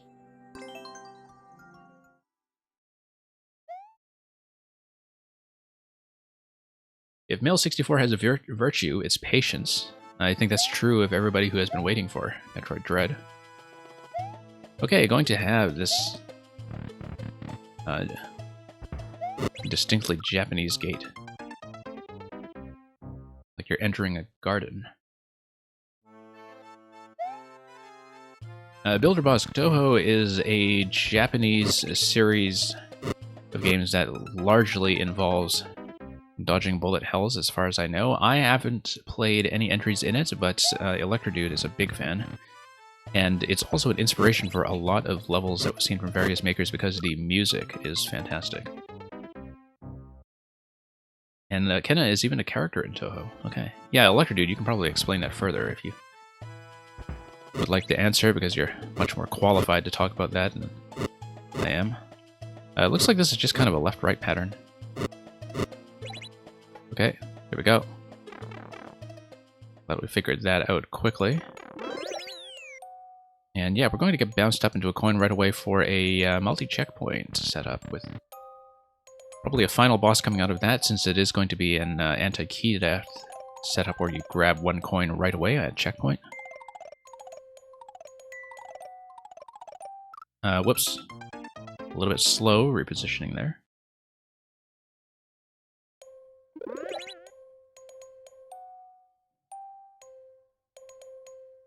And yeah, that's a good point about the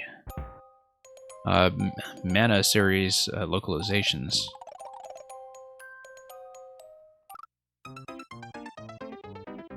I never did play a lot of the classic JRPG series, in fact, when they were current. JRPGs in general were a genre that I caught up on much later. Even some of the really big Super Nintendo ones, like Chrono Trigger, Final Fantasy VI, etc.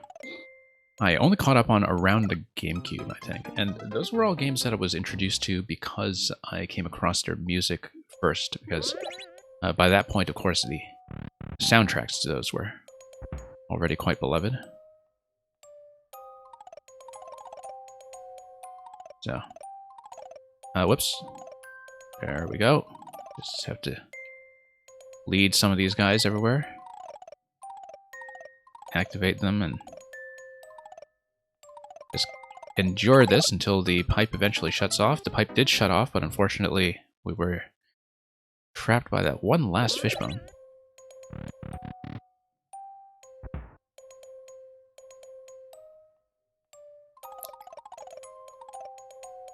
And here we go. And yeah, Meng pulling up the dictionary definition. Appropriately so.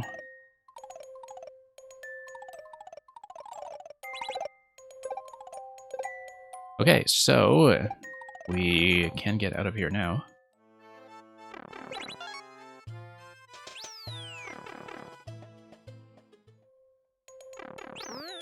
Squaresoft is why you learn English. You're not the first person to tell me that, actually.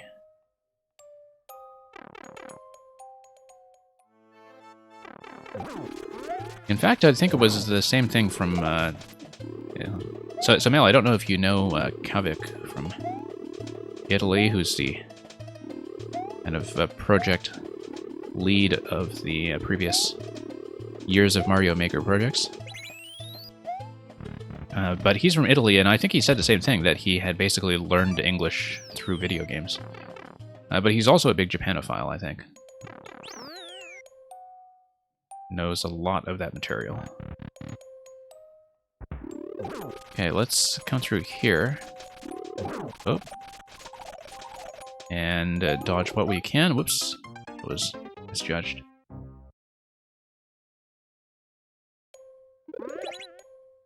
And Electrodude, you're going to suggest the alternate soundtrack to this level. Yeah, well, I should have thought about pulling that up, actually. But right now, let's just keep things as is instead of playing around too much while things are working. But I'll definitely give that a listen afterwards, for sure. But actually, Electrodude, that's not a bad idea. At some points, you know, doing video edits or cuts of these levels with the original matching soundtrack.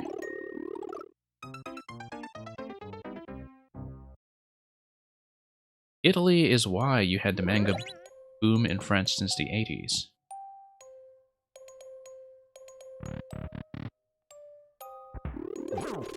I didn't know that there was that connection between Berlusconi and anime, actually, because, you know, internationally all you ever read about Berlusconi was just the level of political corruption in Italy during the 2000s, because it would just be front page news magazine material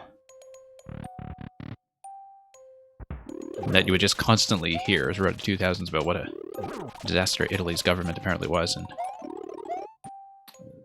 so you wouldn't really hear about what the impact was on broadcasting or on export of Japanese culture. Whoops. Oh, he was originally from the media world. Yes, that's right. I'd forgotten that.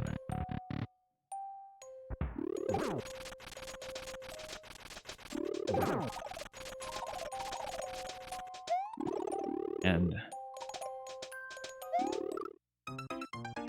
yeah, because Electrodude, if you ever string enough of these together to make something like a Super World, then you could definitely cut a Super World trailer to some of the original music, and I'm sure that would look exhilarating.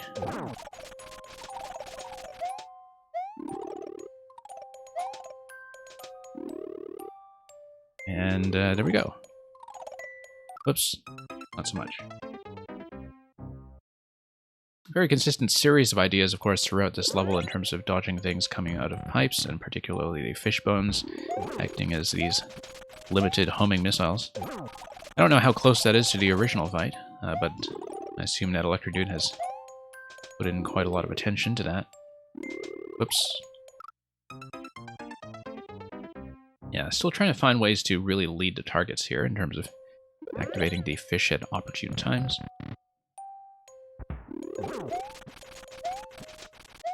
Okay, so I guess that was brought in because it was very cheap import, from what you're telling me, L64. Whoops. The original idea was to make a Super World, and I'm sure you'll get the remaining 3 levels together eventually.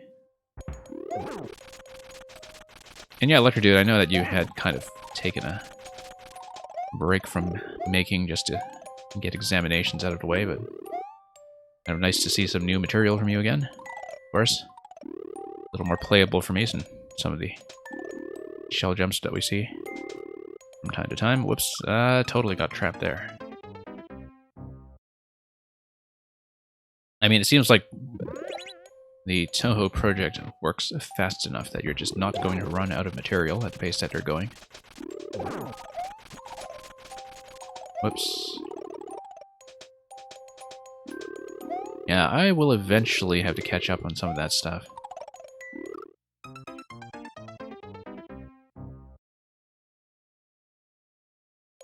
I do have Luna Nights actually marked out on my eShop list in case we ever have a good opportunity to pick that up.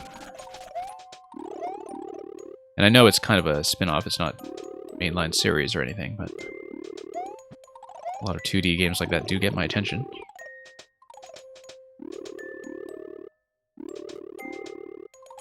Nope, still trying to work around some Ludwig's gigantic projectiles here.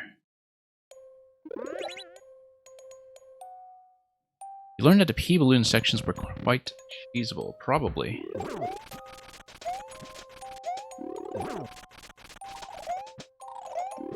I assume that you just showed it to an actual P-balloon expert like Nugu Kaza or something. Who has a way of exposing that stuff. You still need to finish Luna Nights. Yeah, I remember, Electrodude, that you were streaming a little bit of it a little while ago.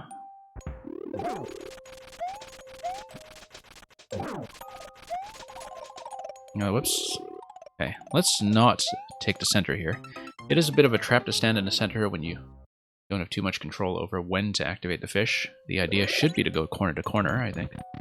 So at least you can jump around and position all of the fish spawns quickly, and even jump on top of some of them, which briefly looked very fancy until we died to the second round. Oh, some guy commented it. Okay, I see. Yeah, I guess it would be because of certain things like the balloon pipe entrances, perhaps. Well, I don't know, because I don't know which level or which segment you're talking about as the thing that was being cheesed. It's funny, because in this level, we blasted through certain rooms without really even thinking about them, and then now this one is giving me a fair bit of difficulty.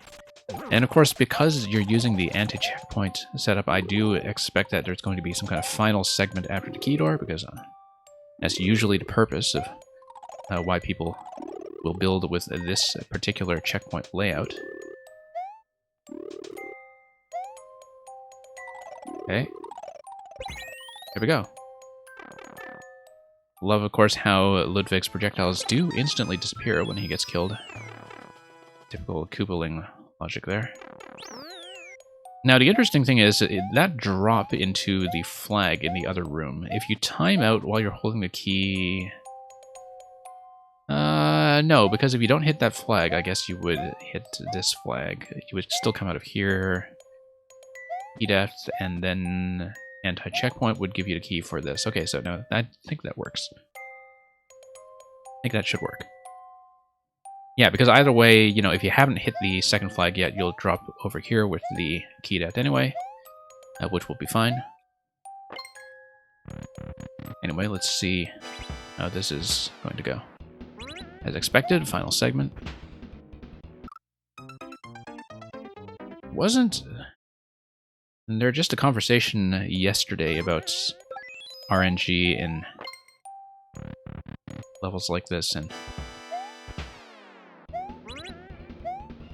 how to build around hammers? It's kind of funny because having multiple hammers in a row like that mitigates the RNG in some ways, in that it's going to be a mess anyway, no matter what they do. So when you just have rows of the Hammer Brothers going up and down on the tracks, then you always just deal with the hammers as a cluster. And when you deal with them as a cluster, then something about them oddly seems a little more reliable, which may just be because you sort of identify that whole cluster as something that you should be dodging. And that did not go well. Yeah, because I was looking at that and thinking, okay, no, it is safe from a timeout. For sure. It does not matter which flag you hit.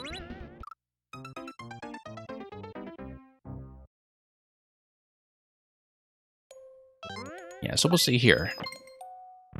So far I am getting a few random draws with the hammers that look really difficult to dodge, but...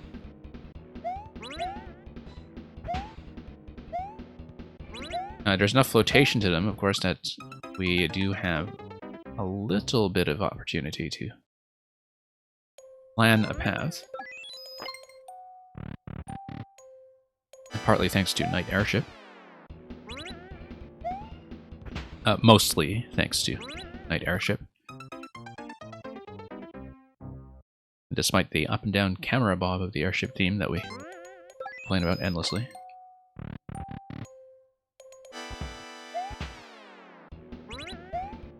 Alright, let's go around this way, this way. I thought I could sneak around in that gap there, and I was just a little bit too slow. Didn't look like the safest jump anyway, so...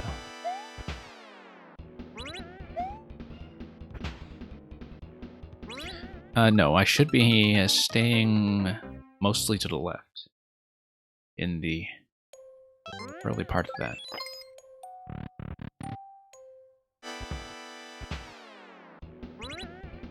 Not going to be the same pattern every time, but it's going to be close enough because of the track placement of each of the clusters that I can actually weave through this with a method that is not quite consistent, but is sort of approximately viable. You think this room is not RNG, surprisingly. Yeah, I am seeing that there is a bit of a common element to the pattern. It's sort of interesting that we see that. I think it's partly because when you zone into the door, all of the Hammer Brothers are spawning right away, and so the first set of throws will happen before any player input, right? Or at least, like, the initial spawning will happen before any player input, and I don't know if that affects the future throws. There are, I think, some minor differences with the pattern that we see already. But I don't know if that's maybe just an illusion.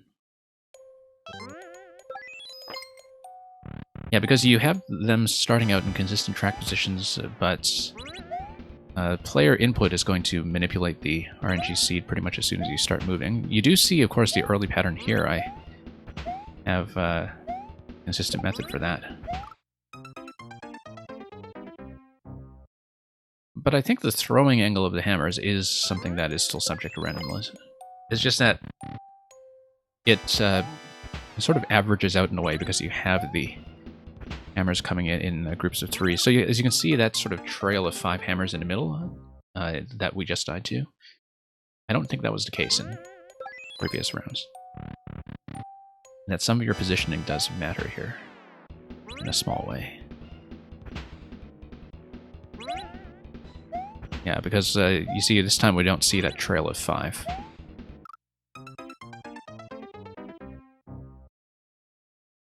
I think it does make this room a little bit difficult to test, probably, because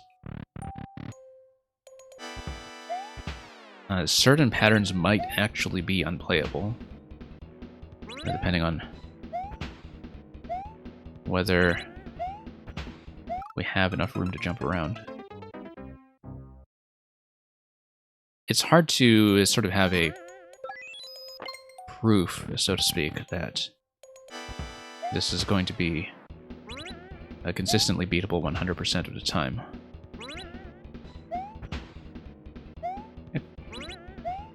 But we'll see. I mean, a lot of it depends on the spacing between each of these successive clusters, of course. And yeah, we'll just play around steadily until we manage to get through, so... yes, I'll take that star. We'll let it bounce all the way over, just to maximize uptime as we get into the final screen.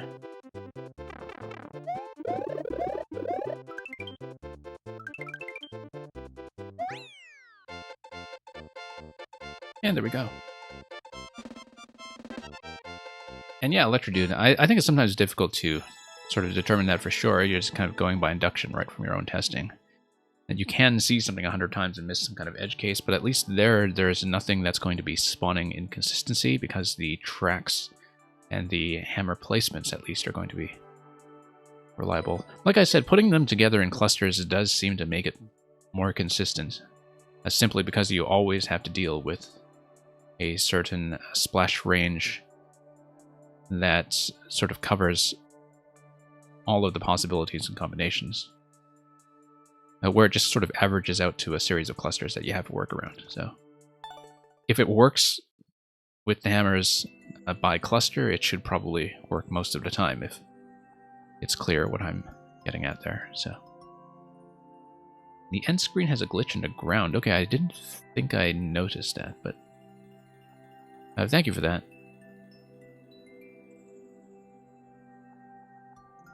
Let's get back into Next. And thank you for the GGs.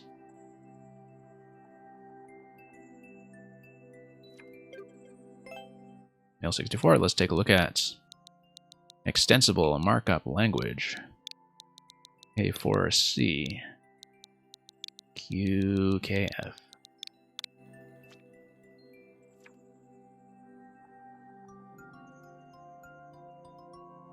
Dual Oasis, 2 paths for the price of 1. The top should prove easier. It is your latest. It may or may not be something you revise, but thank you for offering me the first to clear on this version. Let's take a look. And yeah, you don't expect it to be last. Certainly with the multiple paths, you would want to see some testing first just to see the navigation. Okay. Oh, I see. Okay, so this is an oasis that you're kind of simulating because, of course, with 3D World, you can only do so much with a semi-solid, so this is going to be an ice surface that kind of looks like water.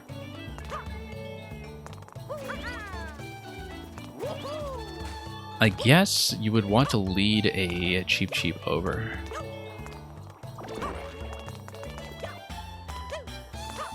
In order to take the right side here. Okay, might as well check it.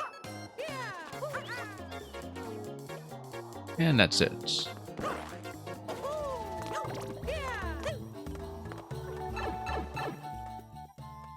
Okay, into the oasis we go. Almost ran headfirst into that guy. And multiple paths, here we go. That's going to be a one-way path right there. You know, it's kind of funny. So, from experience, a lot of people, when they see the semi-solid underneath the pipe like that, sometimes they psychologically expect that to be a wall, even though it is clearly a semi-solid. And I know that just from my own experience from building a level that also has a one-way entry into a clear pipe like that. And seeing it play tested a lot, that a lot of people really have a lot of tunnel vision for being able to get through those locations. I think it's fine, though. I mean, it's clearly a one-way pathway, I think. And people should realize that. Okay, so everything's going to blow up over here. And Pokey will just need to wait for that to get out of the way. I see crates down below. Now, I hope you've tested things around destroying all of the crates. Perhaps. Crates can lead to all kinds of issues sometimes if you're not careful. You see all those Pokies here that we'll probably have to whack with a boomerang eventually, assuming we don't lose it first.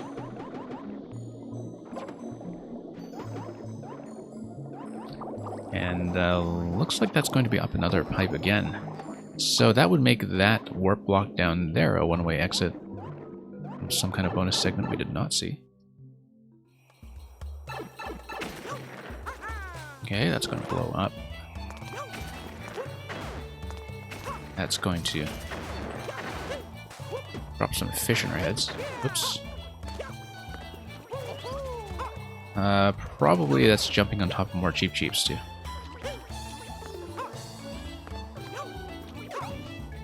Head up there eventually. I don't know.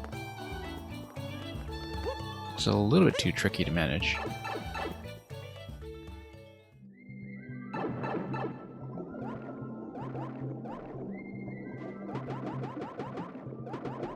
Yeah, so here we can grab that.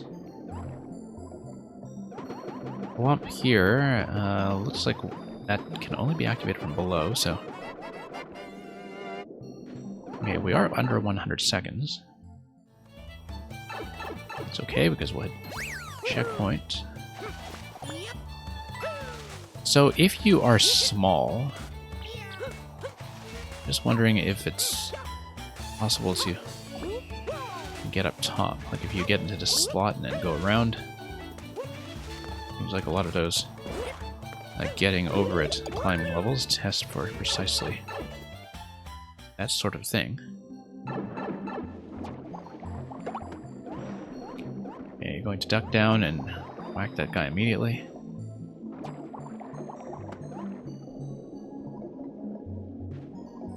And around we go.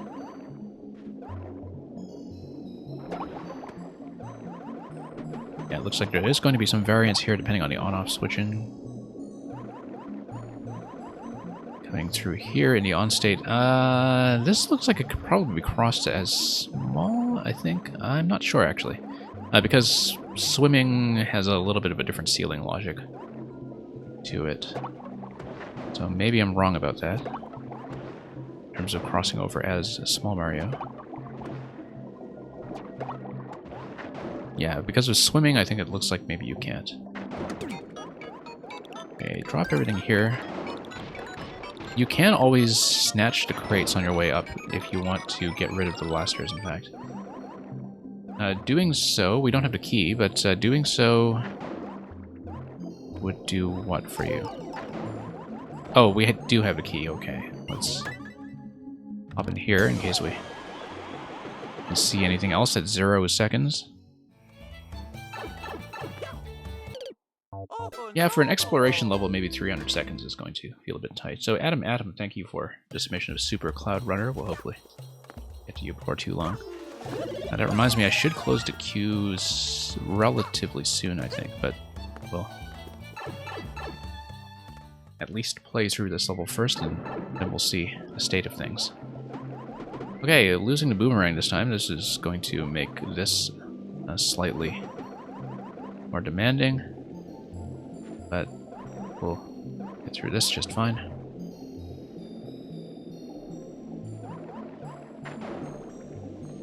And this...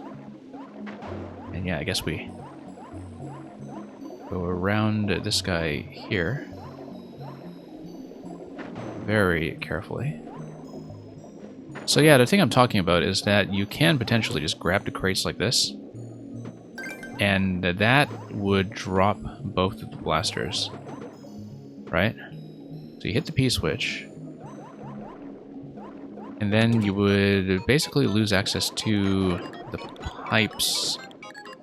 Although, I'm just thinking about whether you can do that if you have the switch states on-off, because if it's on-off, that's what allows you to access the pipes this way.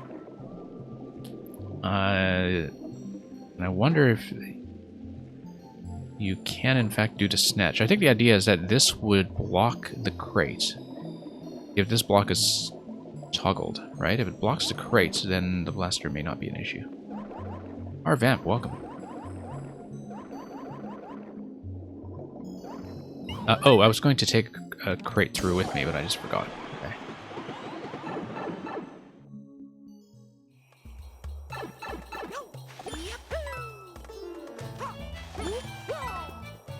Yeah, the thing about crates is that they are really flexible elements to work with in 3D World. I think a lot of people have not used crates nearly to their potential. But they can be a quality check problem in all kinds of unimaginable ways. All kinds of ways that are very difficult to predict, I would say. But yeah, thank you for that. Sounds less problematic than a potential soft lock if you let the timer run out for the P-switch, which I think was what happened with the previous attempt, in fact. So, thank you for that, Mail. If we take a quick look at the other path, yeah, I was just checking the time we had spent on this because I thought, okay, we've been quick enough that I will, in fact, check the other side.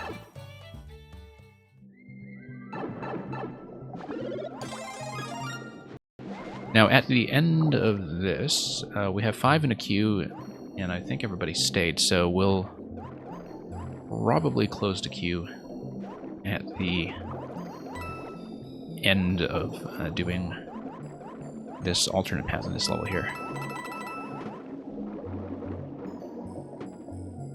Going to swim efficiently by carrying an object, of course. That's going to be a cat bell, interesting. Okay, let's swat some of that and then take this. The other thing you have to be careful with, I think this should be okay, but it is possible, if you are not careful, to send crates through pipes in a way that will actually block your progress. So this should not be an issue here because of that one tile ending. Yeah, it's just going to sail all the way over. But that's something that is worth checking whenever you're dealing with crates and clear pipes that the player is supposed to go through. Once again, it's not an issue here, but you definitely want to be attentive to that possibility, like in terms of thinking about how players' progress could in fact be obstructed. Let's take this through. In fact, I think early on in Maker 2, this was eventually fixed, but they did in fact have an issue with people blocking pathways using the crate in multiplayer Versus.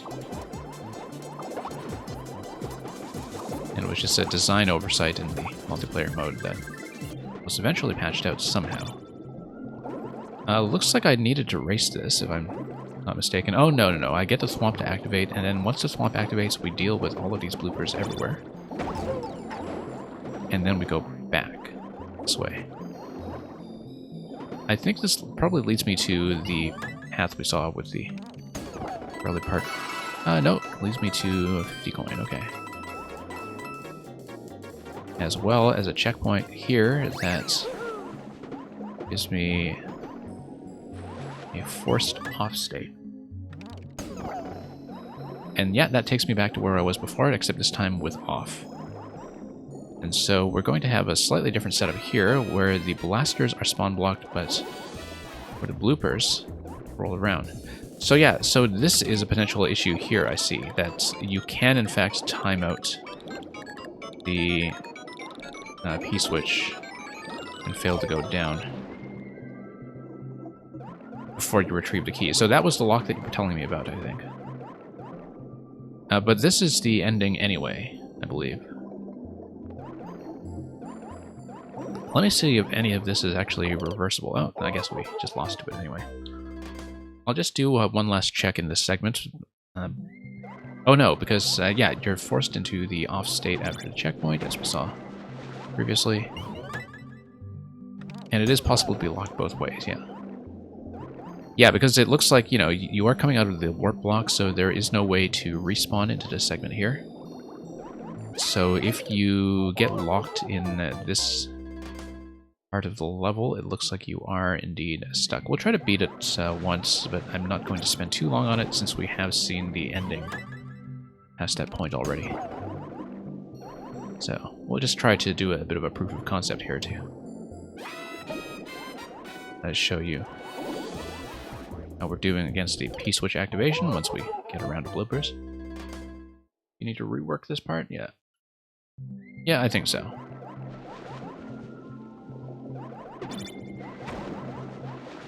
But I think that's often the case with anything time-sensitive with a P-switch gate.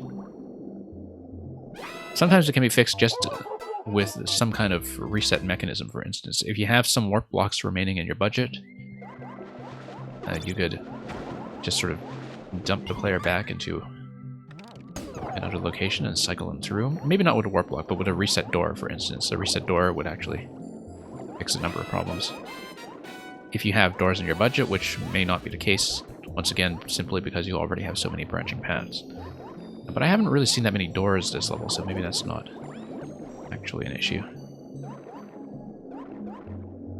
But yeah, usually when you look at locks like this, often I think having a soft reset door for the player to retry is actually the most elegant way of doing things. You know, it's going to feel like a nerf when it comes to your ability to clear the level, but I think that actually does tend to work out for the best. In terms of just dodging the locking issue without trivializing the challenge itself of getting through that segment safely. But yeah, hopefully that was a useful playtest. Let's mark that as a win. World record. The previous guy must have been really slow. And it's a super world level, exactly, so you don't want it to feel final necessarily, but anyway, pretty interesting layout. Definitely something that communicates the Oasis theme even with the compromises that you need to make to work with the limited artistic palette of 3D World Desert. So at this point, I am going to close up the queue. I don't think there are any more active subs left, so we will likely just go straight down the list. So this is going to be last call. I'm going to close the queue as soon as I punch in the next code, which is going to be from Supernova.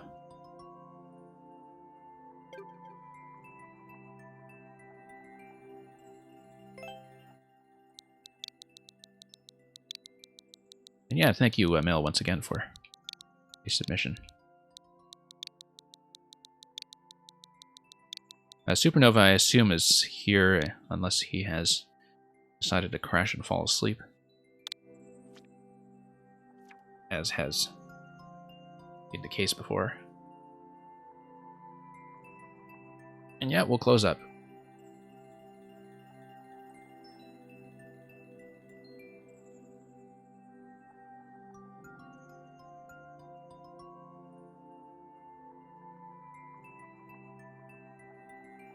So we'll see how Supernova does under SDGML's Yoshi survival conditions.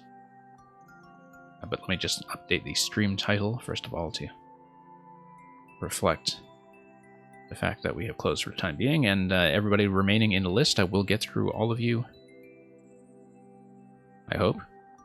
We pretty much always do, but emergencies can't happen. But yeah, stick around, we'll play everybody remaining.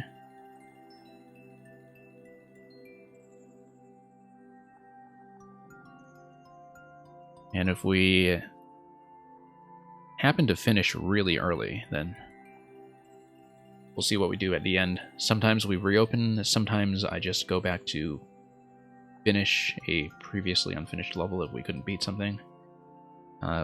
It will depend on how much time we have remaining and how things are looking. So, for SDGML's contest, happy birthday, good friend. This is a Yoshi platforming level where killing Yoshi will, per parameters of the contest, not be required, but may or may not be available anyway if you're feeling particularly vicious.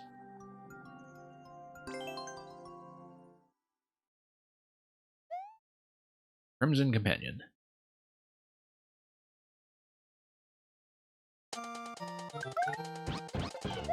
Okay, going to grab Yoshi, and then, okay, we have a Mang Bounce through here. The Mang Bounce is actually going to make Yoshi run through the bumper, and then we'll just meet him on the other side.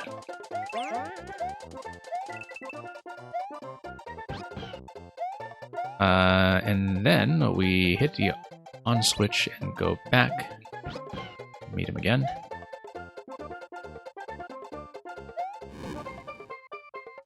This kind of setup we're familiar with from the other contest submission we saw earlier. Take a bit of a damage boost there.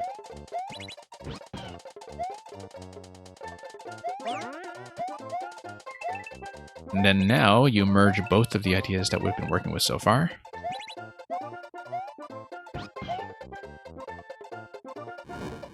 Whoops, I just missed.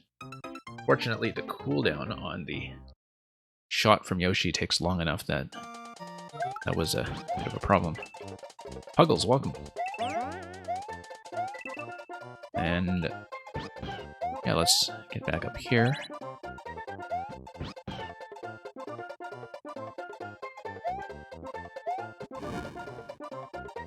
Over we go.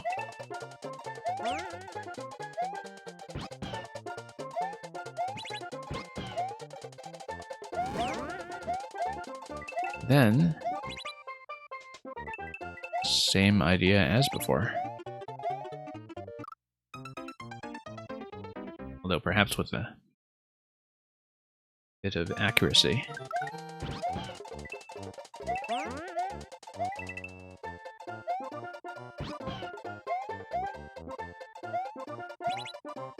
Yeah, sending Yoshi into a run with damage is actually a really good puzzle concept. I've been seeing a lot of it in the puzzle content that I've been doing recently, and it's always one of the more satisfying solutions to work with, I think. Because there's quite a lot that you can do with it in terms of various switching systems and gates. And we kind of see that here. I mean, this is principally a platforming level, but it's kind of very similar effect when it comes to that interaction. Now we're going to get into an auto-scroll here, so things are going to get a little more time-sensitive as we pop some gooms. And send Yoshi all the way up.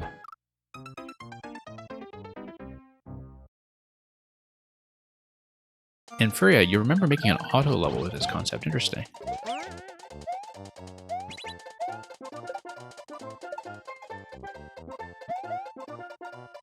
And yeah, the other thing too is that with this level,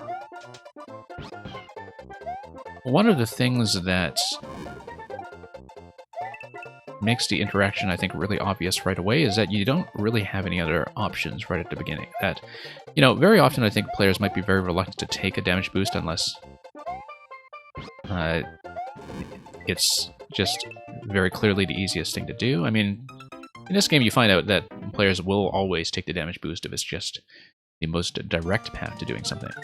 But if you're talking about doing something like a puzzle solution, that often they're very reluctant to go for that right away until they've considered the other options. But the way that this level introduces the concept, you see right away that that's going to be the thing you do, and it lands you on some of the spikes in such a way that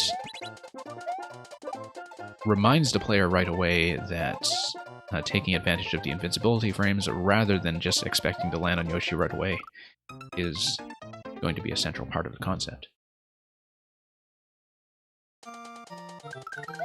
And Electrodude, you still need to play this. Yeah, I don't know if SD's contest is still open, given that both of these levels, the one by Supernova and the one by Meng, just came up today.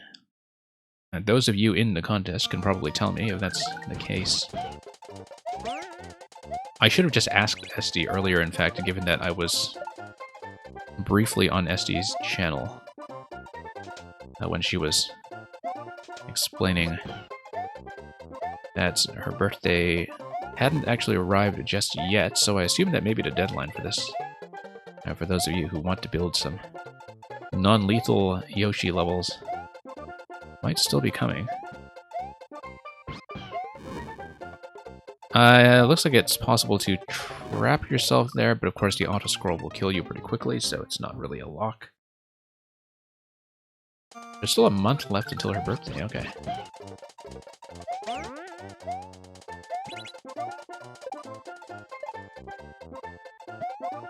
And then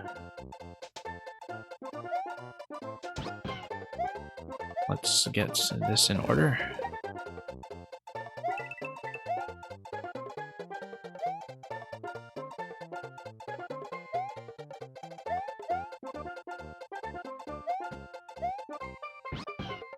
And yeah, might as well just park ourselves up here just to, whoops, make that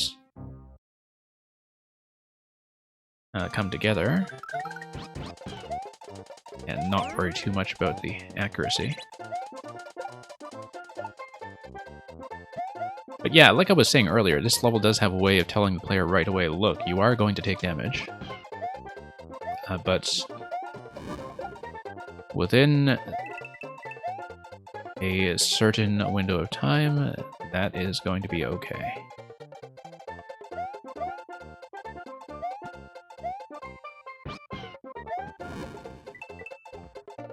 Because unless you're working with something like a star level, I think it's often not going to be the first resort for a player to think that taking advantage of invincibility frames is going to be a central part of the interaction. Which is why I think the fact that this level actually does manage to communicate that is worth pointing out. Now let's unfreeze all of that. Always interesting, too, to see boos as a purely functional element in themes where they usually won't appear. And no, Yoshi's going to be stuck there. We'll just run him across and lose him. You like how Supernova made a level all about hurting Yoshi in a Yoshi-friendly contest. Well, I mean, it's non-lethal still, so it's technically within bounds. I guess you're technically hurting Mario, and Yoshi is just running off in anguish.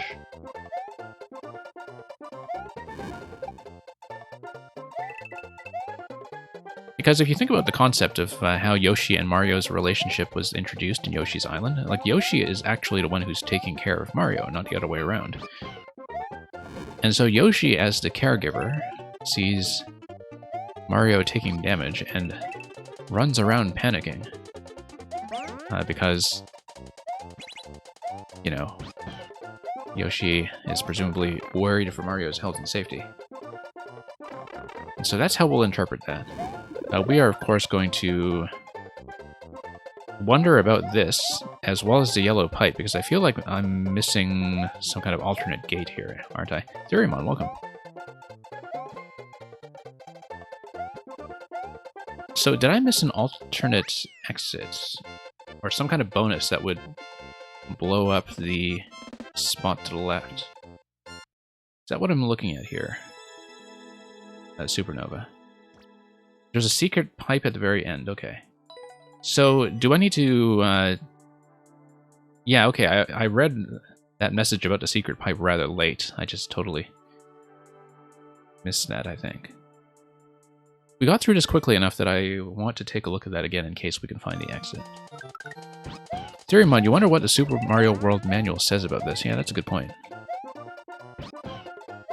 I don't think it says anything about that. I think it's intentionally vague about the concept because technically Yoshi's Island is a bit of a retcon anyway, right?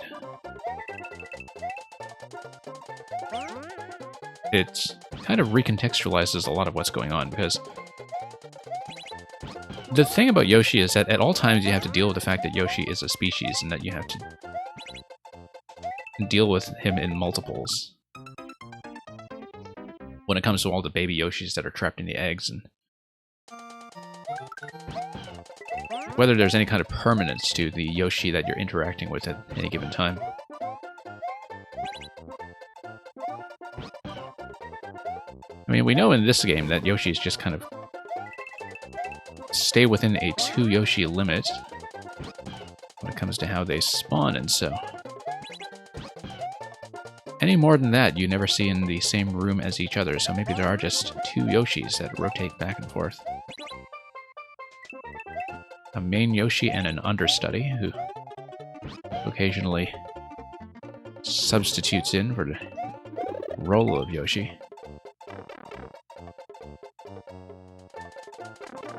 You're pretty sure Nintendo confirmed that Mario punches Yoshi to make his tongue stick out. Yeah, that's always how I kind of visualized it as well. That's still non-lethal though, so let's just be a little bit attentive here to where the secret could possibly be. We're looking for a yellow pipe exit.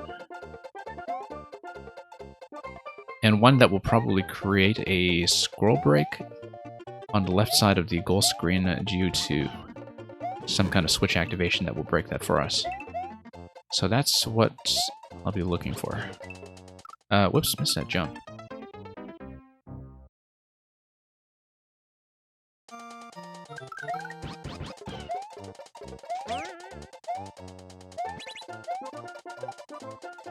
And yeah, Yoshi's powers are, of course, slightly different to Furia in this game anyway when it comes to the mechanics of how he operates. So I would imagine that even if they had implemented Blue Yoshi's Flight or Yellow Yoshi's Ground Stomp, that they would have had a bit of an unusual logic to them.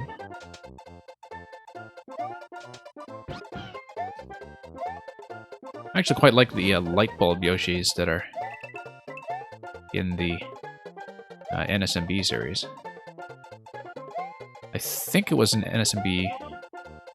Well, there's also, yeah, there's the light bulbs and there's the one that kind of inflate as you spin around with them. And that was in NSMBU in the desert, as I recall. Whoops. Supernova, family needed your help. Yeah, Supernova, we did clear this. I just missed the secret exit with the yellow pipe and presumably the scroll break at the end, so I'm just scanning over this level again quickly to see if we can do the secret. Because I didn't read your message about that until I was already out the red pipe. And we were clearing this quickly enough that I did want to look it over.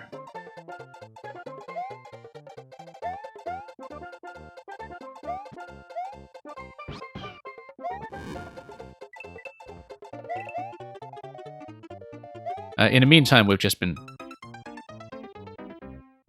sort of working out some of the lore here between Mario and Yoshi's mutual sense of responsibility.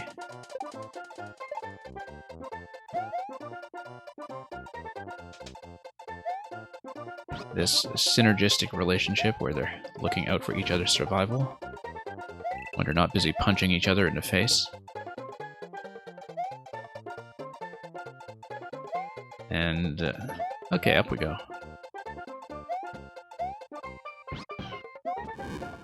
And through. Sorry, I'm a little behind on the chat. I'll just catch up on some of the messages there in a moment. About the bubble Yoshi and other such matters. Okay, so... Alright, it's not going to come from the squeeze, is it? Yes, it... Okay, no, we just died at the end there. Yeah. Alright, so I didn't see where the yellow pipe could be. I wonder if it is something where you drop into the bottom, actually, at the very end. Because I'm looking at the layout here and how you do, in fact, have a breakable ceiling, in fact. That the camera is controlled by the ceiling tiles here. Maybe. I'm just trying to take a look at how this is built.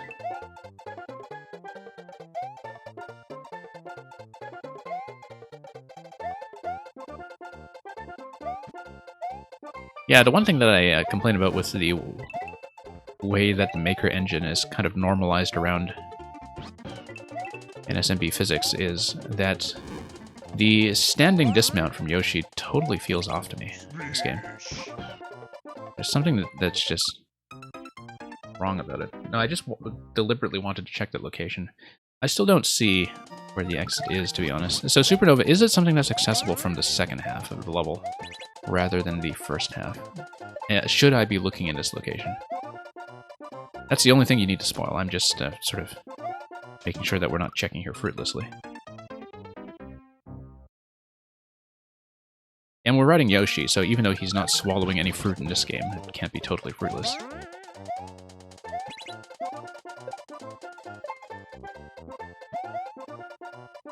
So, Furia, the funny thing is that there is some Mario Party game, I think, where the way that the text is written, there is a strong implication that Yoshi in the games themselves actually did consider committing text fraud.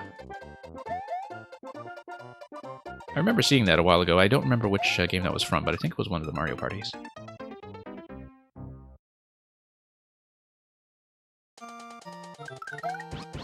Sorry, I know I'm taking a lot of deaths here. I have already cleared this, of course. I just want to check this. I'm paying attention to the ceiling as well, just to see if there's any kind of potential breakage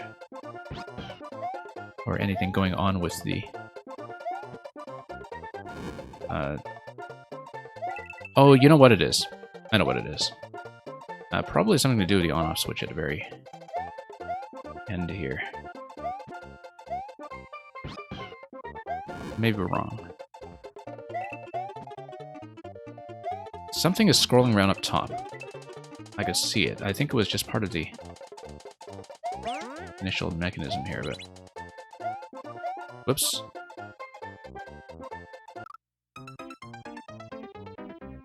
It's in neither the first or second parts. Okay, so I guess we need to go back through the yellow pipe at the end then, maybe. Or... Oh, no, I know what it is. It's, probably igniting something with Fire Yoshi off screen. So let's go back out the exit in this part then. Yeah, because I've been scrolling through this part and looking through some kind of... looking for some kind of exit. And... because I saw the yellow pipe and sort of naturally assumed that we're looking for a yellow pipe to match that here. And looks like that is not the case. That I'm going about this the wrong way completely. So let's not lose access to Yoshi here. Come back through here, and so here's what we're going to do. I'm going to ignite this to the left. In case there's a bomb. And there is a bomb, okay. Someone set us up the bomb. Set up us the bomb? I don't know.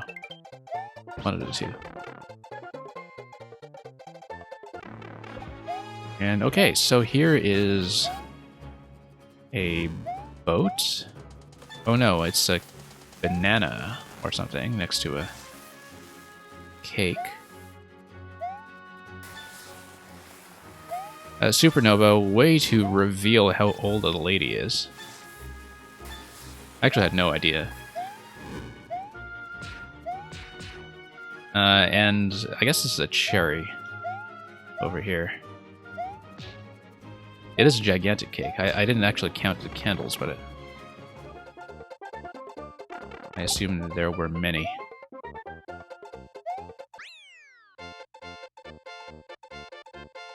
Thank God you didn't learn English from Zero Wing. Yeah.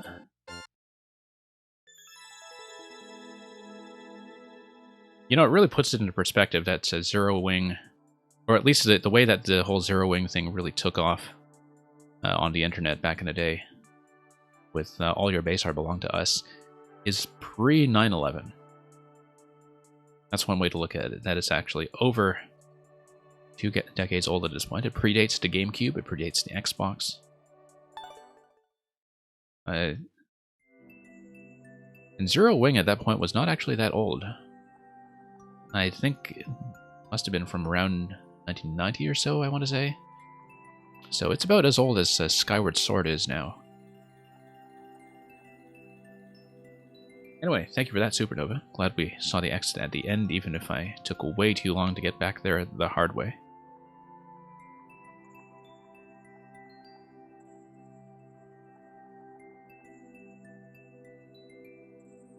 Just catching up in chat a little bit when it comes to various Yoshi killing ethics. Yeah, Theoremon, even the old Japanese material for Mario Brothers mentions New York. Clearly the inspiration, of course, for the 1993 motion picture. Builder Boss, yeah, we'll get in your code. I'm just catching up on chat in the meantime. Greggy Spike says something about the new Metroid level. And we'll hopefully take a look at. A mid-air mix-up, left instead of right. This is quite a mix-up.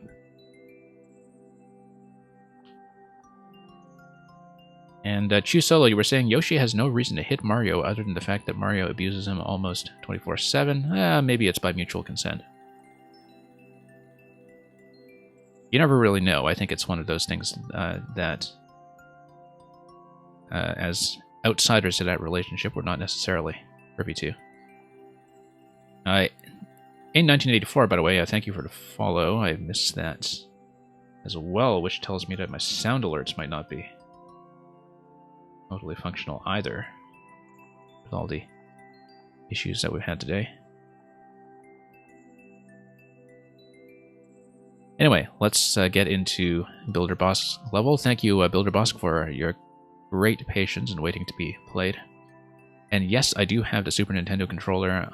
It was a real game changer when it came to this game here. I vastly prefer it to any of the other options I had. I felt like my ability to play even basic Kaizo stuff totally took off after I had that controller in my hands. I'm generally just more comfortable with the Super Nintendo controller than I am with any of the modern controllers with grips. You said something about left or right. Whatever, we'll just go through the pipes and see if we understand the flow. Arrow is telling me to go left, so naturally we'll defy that instruction and explore. You can't tell me what to do.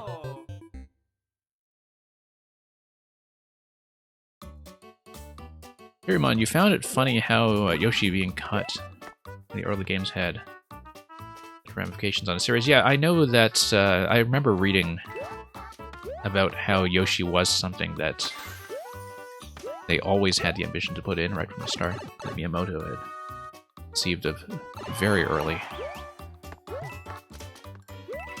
and was basically just waiting for the tech to catch up. I still want to explore this segment here, which Builder Boss tells me is apparently a secret to everybody. Look at all these effects that are marking a celebration. I don't want to see how long this goes. You know, just to demonstrate what happens when we don't listen to instructions. Yeah, same idea, I guess. This is the start, isn't it? Yeah, it is. Okay. So the idea is that if you just go forward into this pipe, then you get to skip a lot of that right to left layout. I get it.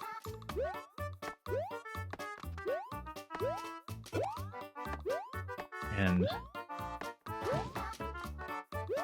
yeah, Theoremon is very true. Just to think about how large SMB1 really is by NES standards, and how much they were already doing to get it to fit, like with that famous duplication of the clouds and the bushes, for instance, the artwork. And a lot of the other things that were done with palette swapping. I was thinking about that not long ago, because on the stream I was playing a level that was kind of a straight remake of Circus Charlie. And I'd forgotten how short Circus Charlie actually was. In terms of how few stages the games generally had at that stage, especially during the days of the arcade transition, when you would still mostly be thinking about video games on that scale in terms of the total number of layouts or boards that you were working with. You know, in a way that Donkey Kong had very few boards. It also seems to be an arcade generational thing, by the way, that, you know, it seems like people would kind of specific to the arcade era, and we're already playing actively before the big shift to home consoles. They, back then, occasionally had the standard of referring to levels as boards.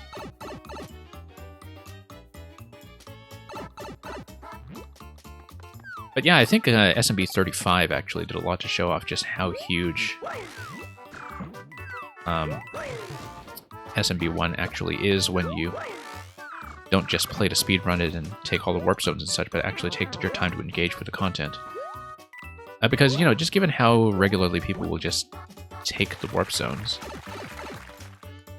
it can be easy to forget just how large that is. Okay, here's the flag here. I guess we had been looping around this stuff for a while, hadn't we? I wasn't paying attention at all.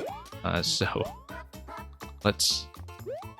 Oh, you know what? The flag is right there, but I want to check just to see if we'd already been looping around this structure without realizing it. I think that was the case, in fact. And anyway, CL5335, hello. I was a little behind in chat, didn't see you come in. But welcome. Whoops.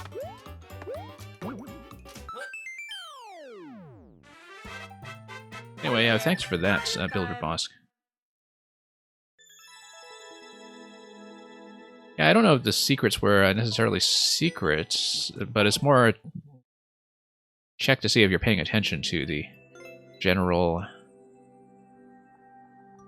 concept of this left to right setup. Oh, I see. There is that whole section in the middle there. That's a colorful bonus room here with the transparent semi-solids that we had just totally missed.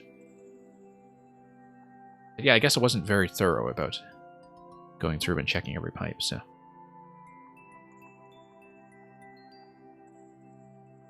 And yes, CL, I do play viewer levels. I am doing viewer levels to stream. Our queue is currently closed simply because things are likely to be running a little bit long, but sometimes if I do finish everything a bit early, I might reopen for a few final submissions from people who came in late. So I don't always do that, though. I just can't promise that yet.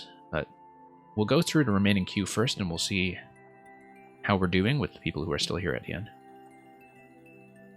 Because usually I'll run the stream up to about, say, the 4-hour mark. Sometimes if I reopen, we add another hour on top of that, but it really depends on how things are going.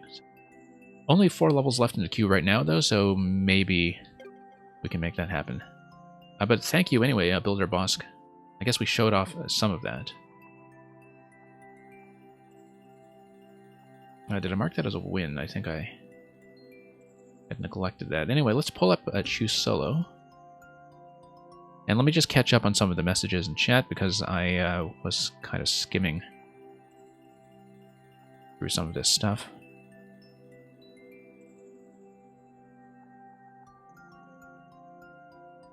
And Tyrimon, I had actually not heard about the things like the rifle and the rocket for SMB1. But I do know about things like the Goomba in terms of the sprite compression. In terms of how they were basically cramming everything they could for the data storage. I still have to pick up, actually, the book form Iwata Asks. The book that is published as Ask Iwata in the recent English localization. I keep forgetting that I have to order that. It was published back in April, I believe.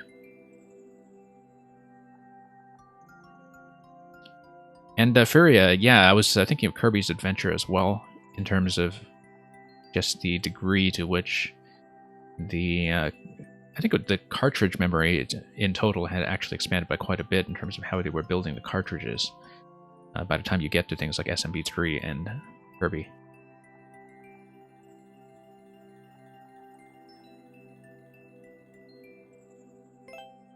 And yeah, Therimon, I'm not surprised to hear that you had picked that up already.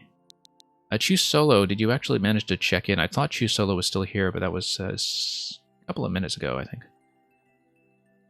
Around the time of the last level. So, yeah, Choose Solo, we'll just wait for you to check in while we go through the chat and make sure I didn't miss anything too critical. I do still see you in the chat, so with people who might just be AFK, sometimes I just bump them back one spot.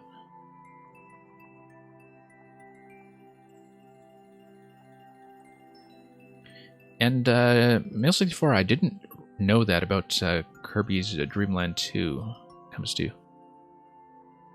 the compression.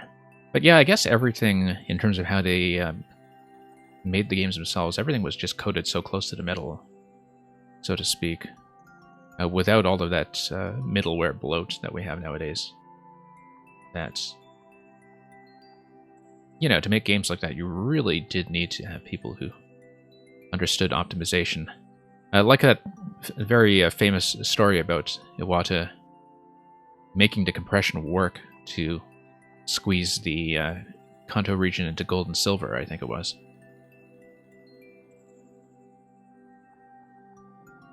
Okay, I don't see Chusolo here, so we'll... I see Chusolo potentially in the chat, but without a check-in, so we'll just bump them back one spot. And see if we can swap in Greggy Spike, if Greggy Spike is still present, which I believe he is, but we'll just wait for a check-in on that as well.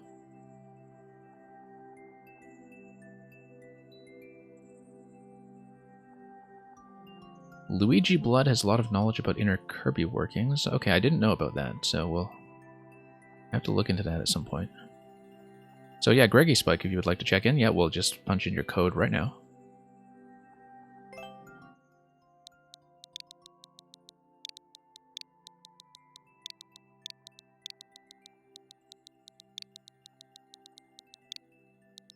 At least try the newest, okay. Super Metroid Dread. And it's going to be a special version, apparently, of something very similar that you had built with the same title screen image. Sure, let's take a look. Mission: Destroy Mother Brain. All upgrades are needed to progress, and there are 2 checkpoints. So, thank you as usual for offering me first clear. Let's take a look.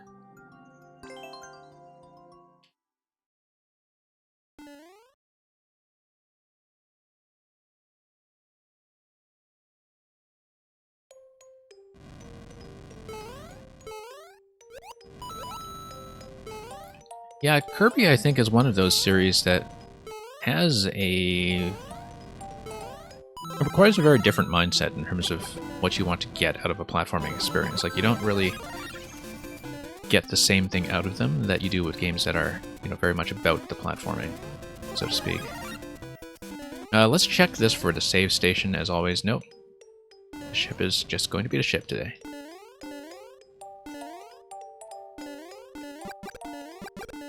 I was thinking that too, because I did pick up Star Allies back in 2018 when it launched, because at that point the Switch was kind of going through a little bit of a 2D platformer drought, I think. Which is not the case now, because we just have tons of Mario Maker to be playing all the time. But you know, the thing about Star Allies is that it's one of those games where it's built pretty much entirely around the end game content, like the post game content.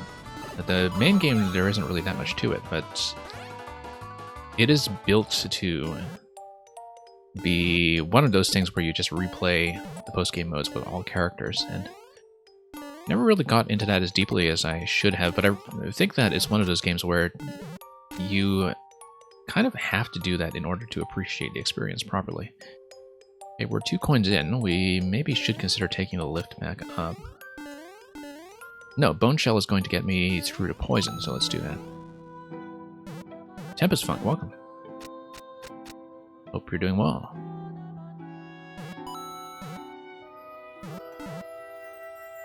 And Star Allies was a huge lore dump. Yeah, I keep hearing people talk about how complex Kirby lore actually is. And I just don't follow the series closely enough to pick up on its more cosmic elements that way, so Don't know what was going on with, what was it, Morpha Knight or whatever it was at the end. Although I did like the design, I thought the character design was excellent. Whoops. Losing the fire. Oh. Yeah, we do eventually need either some way to break this with something like a spiny hat, or an on-off switch to progress in that segment. Losing the fire flower, however, I think creates problems, as we see here. Right, because all power-ups are required.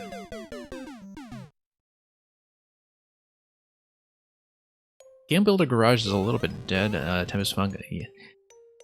It seems like it's one of those that I always felt like that was going to be a game that had a bit of an uphill battle in terms of a long-term community. In that, it looked like a fairly powerful piece of software, but where, to a certain extent, there's almost too much to work with as a... in terms of getting your content played.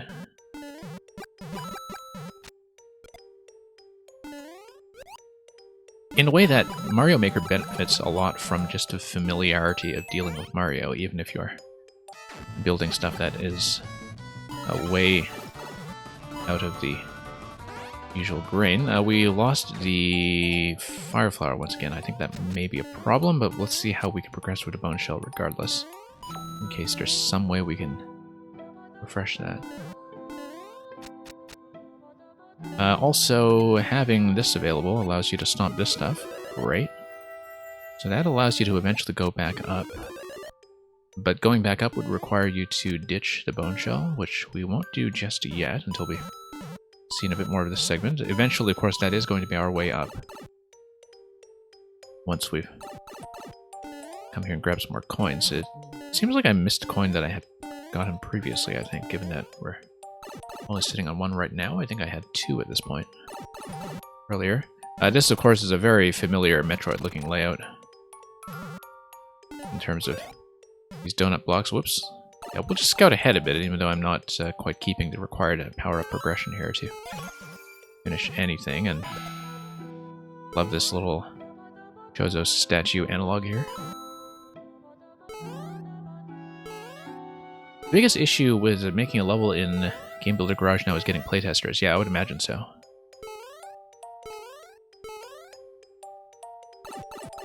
I've seen recently that Lupin Snoop is still quite active with it, but he's finding that one of the reasons he's active with it, I think, is that he was literally the only person making some of the advanced guide material. It's funny because he'd been making like so many Mario Maker guides for quite a long time, and they got very little attention for how thorough they were, and then he suddenly got a lot of attention for the Game Builder Garage videos because no one else was doing it. But then, as with playtesting, you know, you do need a lot of people to get their eyes on certain concepts, as Tempest Funk, I'm sure, knows from the escape room experience. Yeah, just scouting ahead here. Yeah, sorry, Gregisbeck, I know I'm not paying the closest attention to how we're navigating through the layout here so far, since we're conversing about so much else at the same time, but we'll just try to flow through this a little more carefully and keep the power-ups as best we can. The Fire Flower is something that can be refreshed, and that's an important thing to keep in mind, because if we have the Bone Shell down below, and the Bone Shell will give us the vines to reverse our way through this sequence that's going to come up very soon that has the drop. Allowing us to reverse through that sequence allows us to come back up all the way to grab the Fire Flower from the gunship. So losing the Fire Flower after we already have the Bone Shell is okay, because the Fire Flower can be reclaimed. So our progress is not completely blocked. And yeah, Therimon, I think Dreams also definitely had a bit of an issue. The thing I was going to say was that Mario Maker sort of benefits a lot from Mario himself just being very familiar, in the same way that you know, one of the reasons, for instance, that Mario Maker has things like a puzzle scene and a troll scene and so on, and a lot of genres that aren't really covered very well by ROM hacks, is that with certain concepts like that, you need a consistent shared rule set that is just sort of universally available to all of the players to pick up. And you don't really have that with ROM hacks, despite the level of customization they have that Mario Maker doesn't, which just gives you infinite possibilities with the way that platforming is programmed, but much fewer possibilities when it comes to how people are going to read puzzle clues, for instance. Because, you know, when you're doing something like puzzles, or even with trolls, you are depending so much on the player working with their knowledge of the engine and their expectations about how the engine is going to follow certain consistent rules. Now, when you look at something like Game Builder Garage, the thing is that you're starting from scratch and creating software that is so flexible that nobody really has those starting expectations. They only have that to the extent that you're able to set it up in the thing that you're building, right? And so it seems like every game that you build in it is naturally going to run into that obstacle of being able to introduce the central interaction rule set.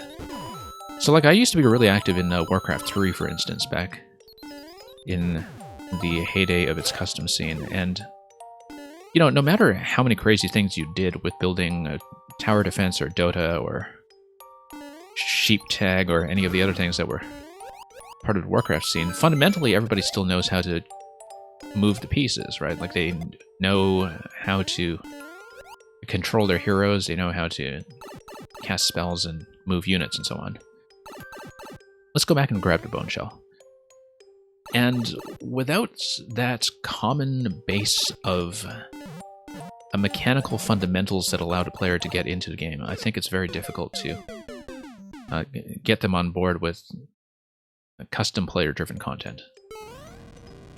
Like, it's very difficult to just get them interested and hooked in the first place unless you really have something that's abundantly clear and familiar.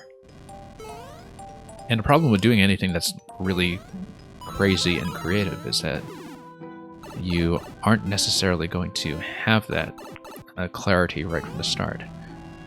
Okay, having a little bit of trouble jumping out of there with the burners doing what they will, but that was the coin that I just forgot about much earlier, the one that comes along with the star.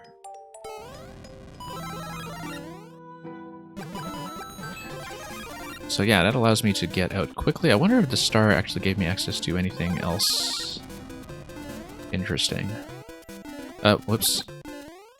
Well, it saved me from that pokey. That's a good thing, probably. Yeah, let's just think about that later. I think the star was mostly there just to give you a little bit of safety when you're jumping out of the bottom level like that. Bone Shell is accessible right away. The Bone Shell actually works pretty much as the analog of the Morph Ball here, as you can see. Because this is a very familiar looking area. It is pretty much like starting out in Metroid 1. Very close to it, anyway. And in fact, I should grab the Bone Shell here in order to maybe make myself invincible around a chomp, or even just stomp the chomp completely. Yeah, that works a lot better. But yeah, definitely the sort of aesthetic similarity to Metroid 1 Greggy Spike is well taken here, with the Morph Ball-like interactions that you have going on as you sneak over the poison.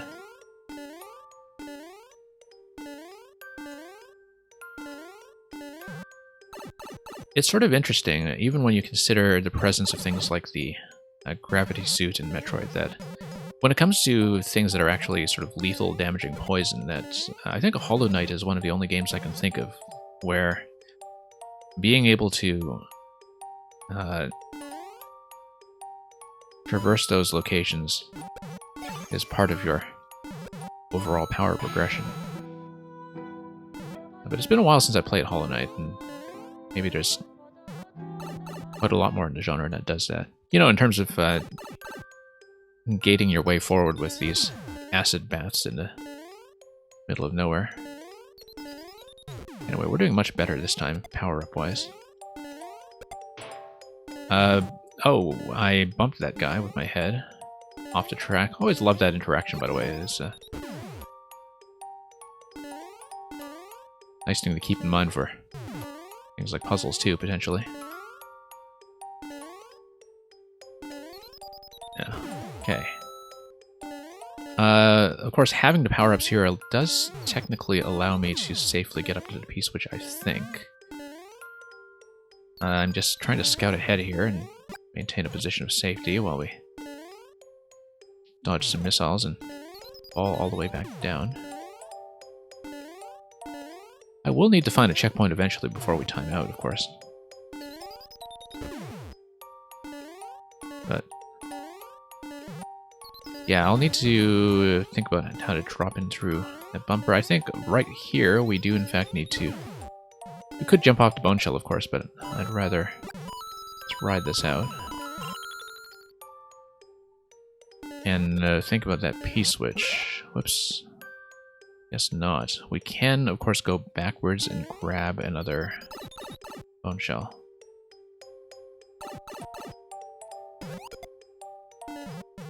Okay. And yeah, Furia, I never completed Hollow Knight to the 100, or rather 112% either. I think it's 112. I did get... I think in my first playthrough up to probably about 90% or so, but didn't finish some of the endgame content. And I've been meaning to get back to that, but at this point it's been long enough that I'll probably want to replay Hollow Knight from scratch. And of course I played it before I ever started streaming, so if I do it sometime I'll want to, whoops, make it a streaming experience. Okay, so here we're going to be claiming the Super Ball, but we need the Fire Flower to get in here first, unless, of course, we lead the Magikoopa missiles in such a way that they'll detonate on top of the ice. Looks like we'll probably not have the opportunity to do it here, so let's just take the death and restart. Bear in mind, you bought Little Big Planet at launch. Yeah, I know very little about it. I know that it also did have a kind of a modest editing scene to it. Well, and that was kind of what Media Molecule's reputation was going into building Dreams. But...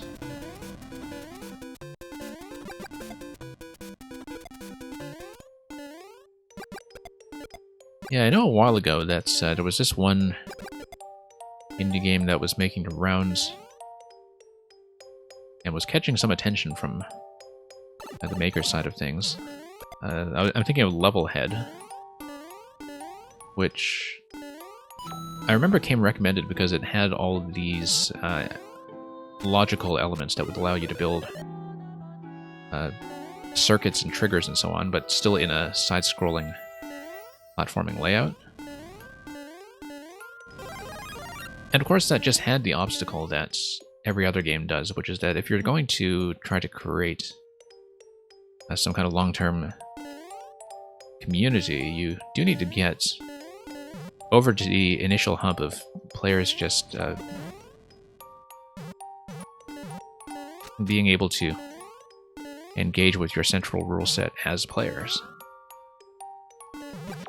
and not just as people who are making stuff. And so that was another game that I think never really developed the critical mass it needed either, despite being, from what I'm told, a very robust piece of software. Sorry, I am way behind on the chat in some ways, because I'm still trying to process a lot of what's going on in this level. And Theorymon, you were saying that a lot of the creations were much less about platforming, more about art. Yeah, I guess it depends on what kind of audience you're reaching with that. In the same way that, you know, Mario Maker originally just started with auto levels and music levels dominating the charts in the earliest days of Maker 1. And of course, Maker 2 has a very different meta to it as well, I think. That it has settled into a state where, as I always say, you know, with Maker 1, one of the issues... Sorry, with Maker 2, rather, one of the issues was that what people thought was desirable level design got codified a little bit too early, I think. That every time we play a sort of Metroid-style level, like this one, for instance, one thing we do point out is that this kind of level design is significantly less prevalent than it was in Maker 1. And part of it was because I think, you know, that this sort of community idea of what a platforming level should be kind of got enforced a little bit hard, I think, early on in Maker 2 and overcorrected for the situation at the start of Maker 1 in terms of everybody being afraid that auto levels and music levels would just take over everything again.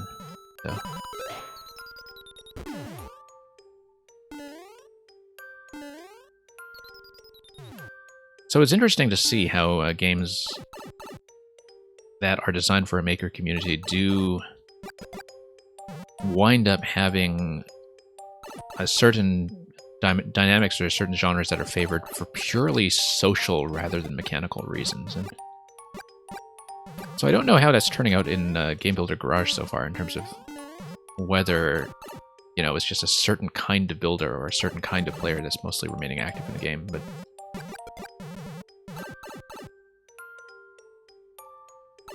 it'll be interesting to see, you know, if it doesn't die off too soon, and if people actually stay in it even within a small community. It'll be interesting to see how that pans out long term.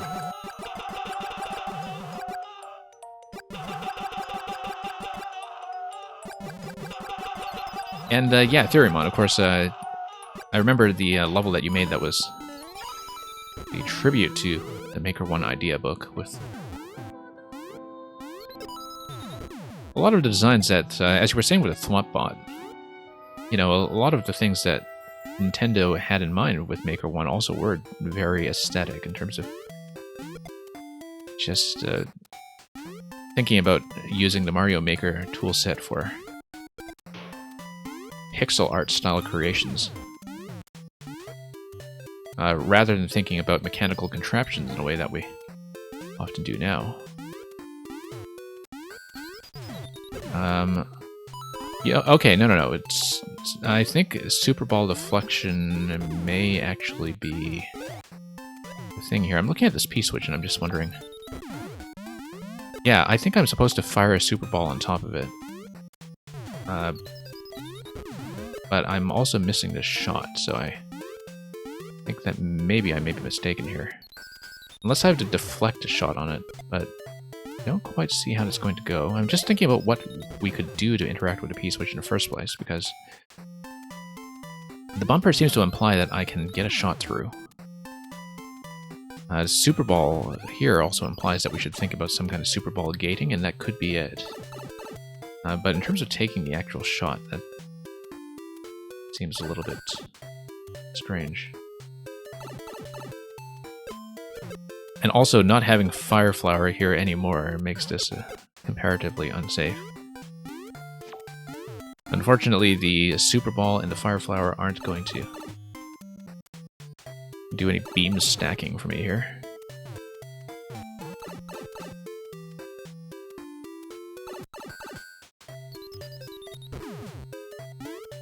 Okay. Alright, like I said, I'm way behind with some of the chat messages. I've just been kind of skimming through.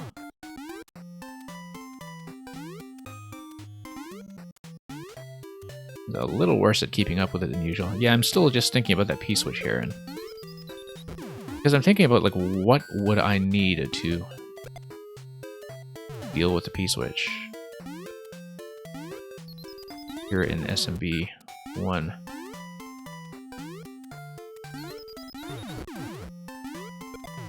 because it really looks like it's potentially a Super Ball interaction, but I just don't see how I can get into position to get that deflection going. Now let's go back down and grab another Super Ball, I guess.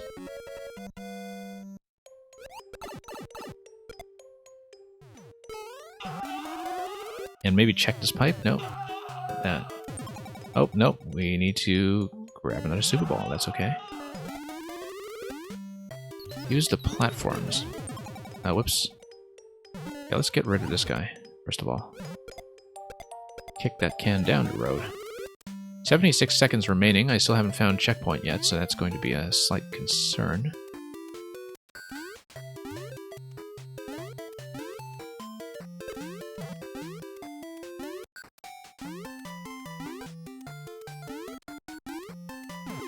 Yeah, Greggy Spike, I don't know if we'll necessarily finish this in this sitting, but I always do like pressing through these, of course, and I may be able to come back to it tomorrow if we don't finish it today. And then we'll be running into queue again. But we'll just flow through as much as we can first, and a donut block here. Whoops. Totally got sniped there. Let's go back down here. We're totally going to run out of time here before getting any kind of checkpoint.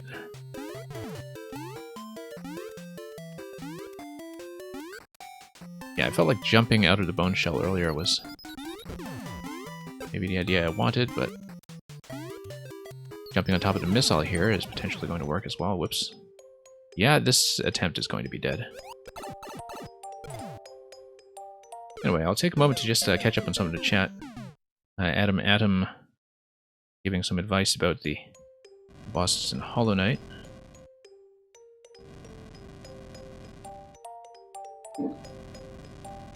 And yeah,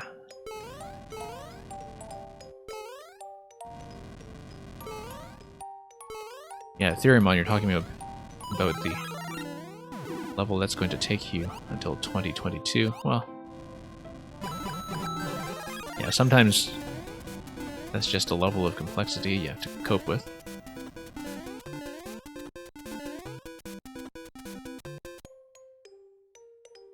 Oops.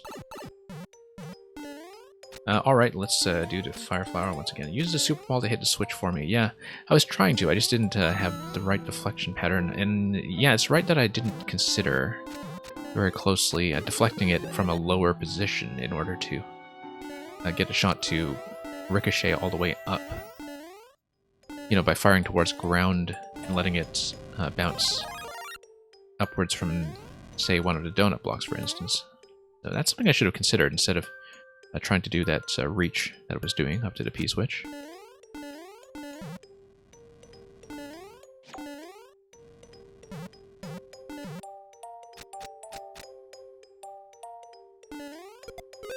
Whoops, no, losing that once again. Whoops. Totally not watching my step.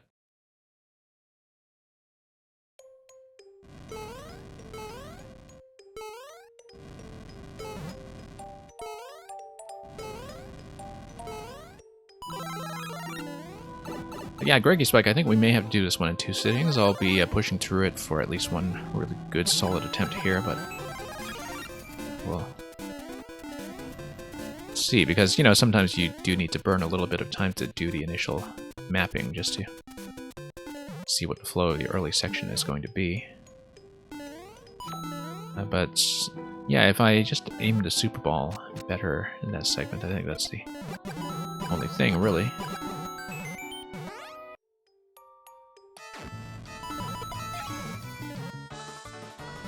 Take a bone shell through here. And Theoremon, I'm still thinking about what you're saying with using entity limit logic for power-up progression. Yeah, we've seen something like that in a couple of Zelda dungeon layouts, in fact. In terms of how the Master Sword is dispensed.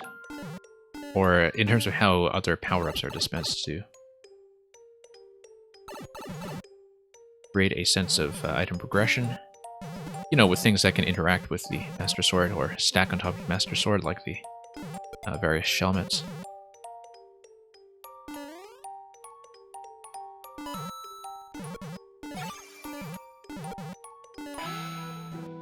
I do like with this level how generous it is with being able to go back to rooms to do this incremental power progression that, you know, sometimes you only need to back out by one room to reclaim something like the Buzzy Helmet or the Bone Shell. And that you do have these power-up refresh locations stay fairly accessible. In the event that you do take a hit, you know, you do need to earn your way back to the power-up, but it's not something that's going to be particularly difficult or tedious. Yeah, Boom Boom, I think we saw, didn't actually give me anything critical like a key. We may need the Bone Shell, though, but let's check the P-Switch Gate first. The problem with the P-Switch Gate, of course, is that if we go through it, we will not be able to come back. I think so. But yeah, oh, I guess we need to deflect probably on top of this donut block here. Or, yeah, we'll just try to... Okay, there we go. That was much easier than I initially considered. And so, yeah, we're going to have some power-up progression here, because otherwise you would get locked by the P-Switch, I think, so... these allow you to just jump back up, of course, if you have the Bone Shell ready, and there are some bricks to the left side that seem to be a P-Switch gate. Okay, checkpoint, great.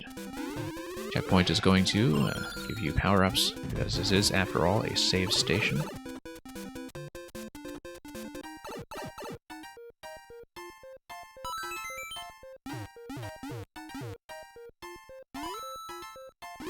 And yeah, we'll just bump all of these guys, lose access, unfortunately, to the Bone Shell, which will be a bit of a problem. We do need to bounce up here to grab coin 5. I think I'm on pace with the coins in terms of not missing anything so far, but we'll eventually have to loop our way back out through all of this in order to go through the gunship gate at the very beginning.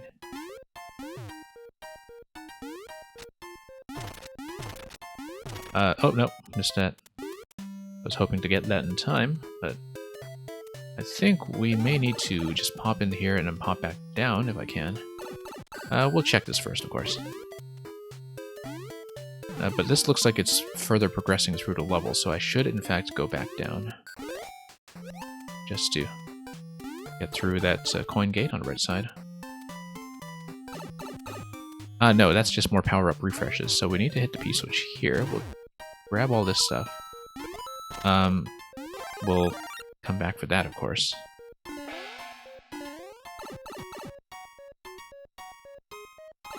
Yeah, going to have a bit of a challenge over here, but we'll grab the Bone Shell first.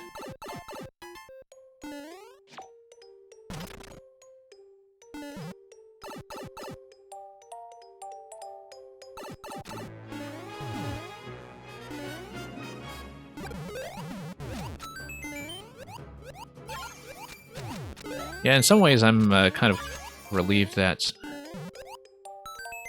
as much as I want to play Silksong, which I think is probably the biggest thing on my release calendar other than Metroid Dread and eventually Breath of the Wild. As much as I'm looking forward to that, I'm kind of glad we don't have to deal with it just yet, so I have time to revisit Hollow Knight in full before Silksong eventually comes out, and also just have more time to play Mario Maker in the interim. But that's one of the things that makes me glad that Metroid Dread is really leading into some new material, just as Metroid Fusion did back in its own day, that it's not very wedded to a lot of the conventions that we associate with Super Metroid, where, you know, Super Metroid is just something that just executes what it wants to do so perfectly that it would be very easy for most series to just get stuck with that. Not really invent from there. This looks like it should have been a bone shell spot here, but we're going to trade over to the shoe anyway and get out this gate. I should think about making it over to another checkpoint soon, but this stuff is fairly easy to retrace, I think, if we do lose our way.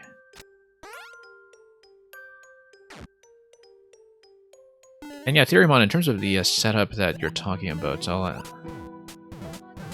have to read over your messages again and consider that carefully. We may have to continue talking about that off stream so I can properly think about the technical obstacle you're describing. Because it's a little bit difficult for me to visualize that while I'm in the middle of playing this thing here, so... I think I know what you're getting at, though. Okay. I think we can beat the P-switch. There we go. 2 coins remain. Oh, one of those coins, of course, is just the one that is in the initial section that requires, it seems, a spiny hat. This was not what... Oh, I didn't see the stump that's on top of Morton. That's why I had a problem here. I just totally didn't see the stump stacked on top of him, which is nice, by the way. Usually, of course, with some of the shielding, you would have something lethal like a Muncher stack, but the stump stack is an interesting change of pace. I don't see stump stacks on top of Koopalings all that often. I think just with the difficulty of building that setup cleanly, just given the way that chomp stumps are. Sometimes a bit of a pain to work with. This allows you to trade back into the bone shell instead of using the boot. I think I understand why, because the you will need to go back over poison if you are going to be taking the item progression all the way back. We have 50 seconds, though.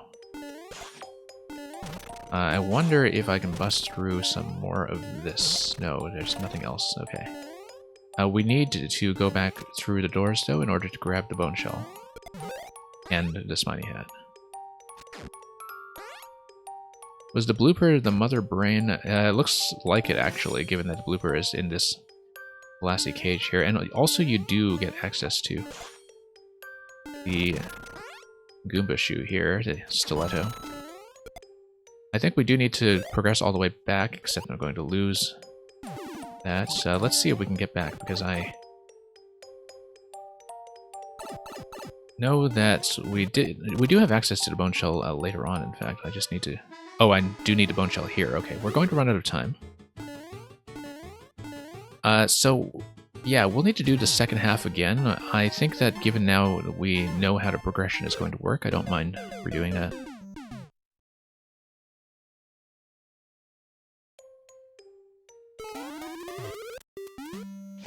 Clearly what we do need is Metroid Maker. Yes, exactly. So we're back to 4 coins, but I know how things are going to go from here, so we'll hopefully be able to do this quickly.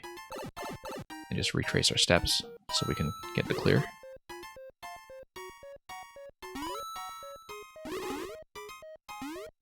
Nope.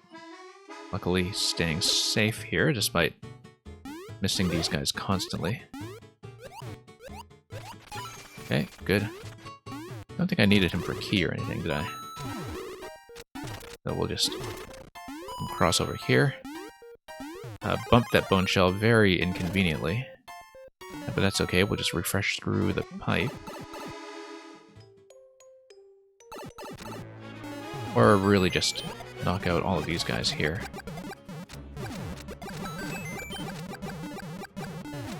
For 3 coins.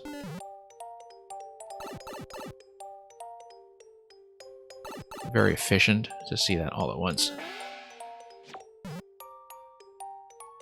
Yeah, only now that I understand the semi-solid sequence there in terms of just cleanly getting all of the shells by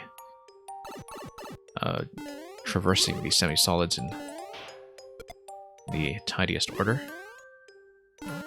Whoops.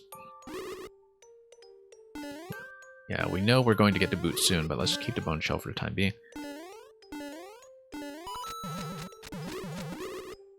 And also check this door. Because, yeah. Okay, so nothing in that question block, at least nothing that spawns down below. Grab this guy, hit this, and up we go.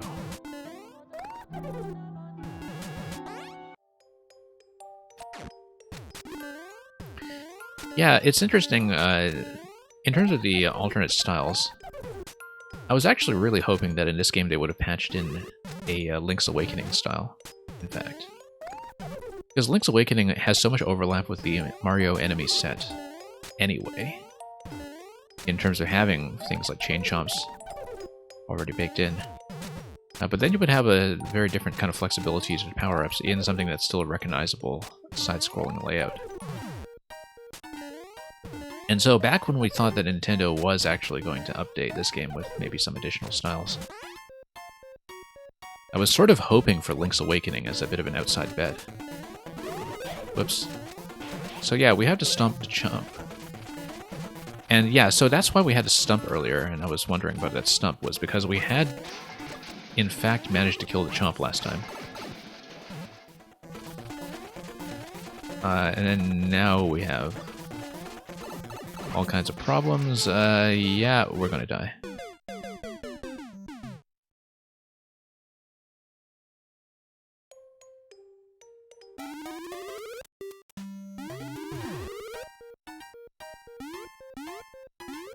And sorry, I know I'm not following the parallel conversation about mapping out part that you're at in Hollow Knight Furia, but hopefully you've gotten some decent feedback about that.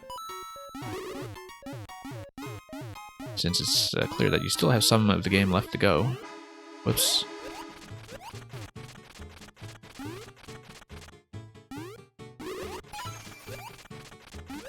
Did we actually check this pipe? I didn't check this pipe. We hadn't been through here at all, in fact. What is this? It's just a 50 coin, okay.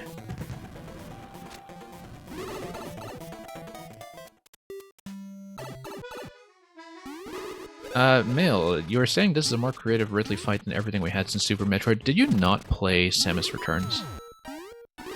Because Samus Returns has fantastic bosses. It's maybe the best thing about the game, in fact, in terms of what Mercury Steam was bringing to the table. Because, you know, one thing I will say for Samus Returns is that the original boss designs that were introduced into the game that were not present in Metroid 2 are really much closer to the sort of multi-phase designs that you get in the Prime series.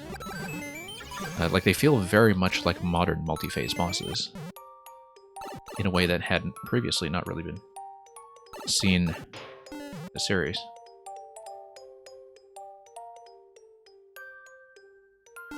So yeah, no, I would not say that, you know, boss design has stalled or anything since Super Metroid. In fact, even in Metroid Fusion, like Metroid Fusion, I have a lot of problems with how the map design was laid out and some of the more linear elements to how your progress is locked. But one thing I will say for it is that the boss designs are really quite good. That actually was a strength of the series. Yeah, you're talking about Ridley specifically, and it's true that the sort of Ridley equivalent fight, well, the sort of appearance in Fusion was maybe not much to write home about, but no, the Ridley fight, not to spoil too much of Samus Returns for people who have not played it, but the Ridley appearance in Samus Returns is quite good, actually. Even if it did totally wreck my circle pad.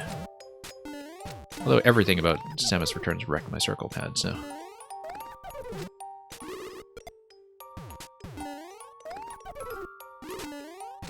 That was the one unfortunate thing about Samus Returns, is that it was one game that I actually actively wished were on the Wii U. Because then you would have that dual screen design, but you would also have some proper sticks.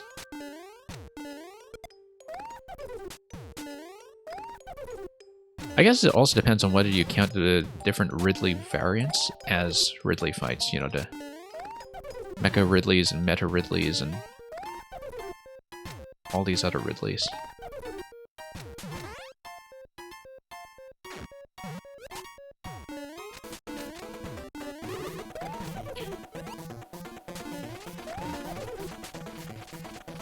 But it's kind of true that, you know, well, I think the Prime series actually has some interesting Ridley fights, but the Ridley fights in a 2D series did have a way of being conventionalized in the same way that I think Bowser in 2D kind of has that issue as well to some extent, but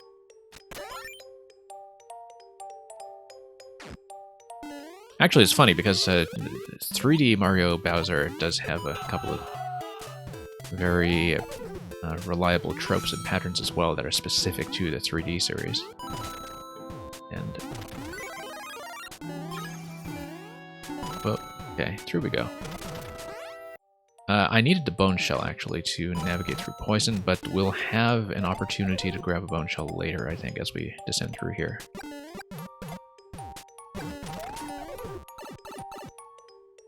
But we do need to keep the spiny hat. And we do need the bone shell to ride our way back across. Do I remember what this was all about? Yeah, no, this was one of the boss rooms. With the fake statue. Instead, Goom layout with all the coins. Let's not lose any power-ups to this guy. And this is always very satisfying. No, we need to hit the P-switch, because otherwise we cannot get through this gate here. Unfortunately, I do not have the Super Ball. But what I can do is break... Nope. I wonder if I'm missing a second checkpoint somewhere, in fact. Like, whether there's a... Like, I would imagine that maybe second checkpoint is after the... pink coin key door gate, if you have a final boss coming, but... Definitely felt like a repeatable checkpoint would have been very useful here. Because it looked like the thing I was supposed to do there was break the P-switch out using the spiny hat. And from there, make my way across. Okay, let's do all this.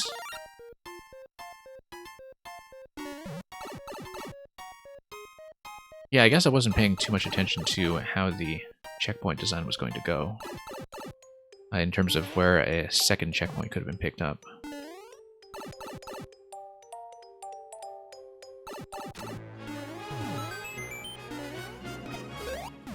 Thanks for the patience of the people remaining in queue, by the way. I know that this is a bit of a longer level than most, but we've gone through some shorter ones today, and these are always a treat to run through, I think. Because these longer maze-like designs, I think, are sorely missed in Maker 2.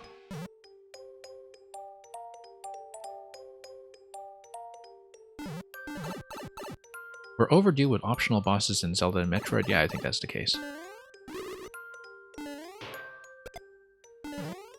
I think structurally speaking, Hollow Knight is going to stand as a landmark game in many ways for a long time to come.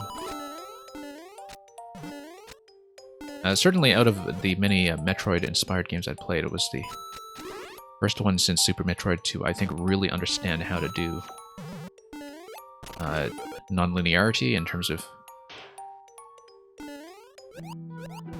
creating the sense that you are exploring instead of just constantly thinking about, okay, we're playing a Metroid game, this is the main path, this is a side path, etc. Like, a lot of Metroid-derived games, I think, have had the problem of becoming a little bit too predictable in terms of specifying main routes and side routes, and not really allowing you to press on as though the solution could be anywhere. That was something that Super Metroid really did understand, and which, say, something like Metroid Fusion didn't really capture at all, and perhaps wasn't even trying to capture. But which is one that I think Hollow Knight just executes much better than any of the other Metroid clones I can think of. Where, you know, you're constantly thinking that, okay, this path might lead somewhere interesting, and then no matter what you pick, something always develops from that and gives you a bit of depth to navigation. Rather than just dumping some kind of power-up on you right away, for instance. Whoops.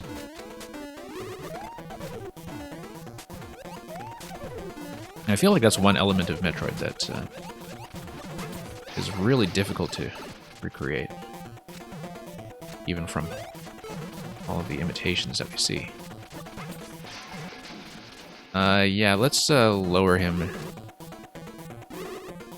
Get back into position. There we go. Grab some power-ups.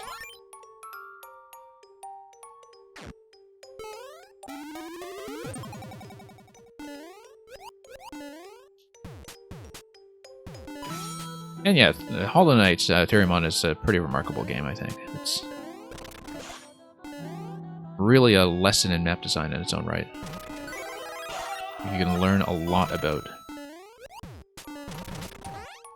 map design and flow and progression in general just from playing it. And I feel like the next time I run through it is going to be an extremely fresh experience, in fact.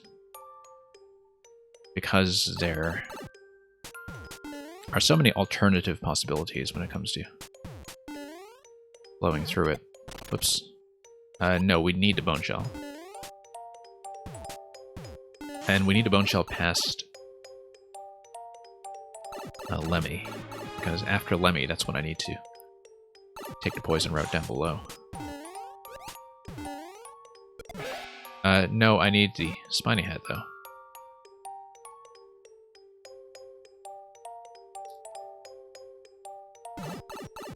Because without the Spiny Hat, all is lost. Alright, let's go all the way back.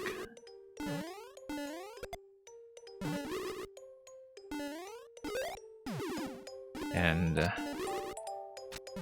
just retrace.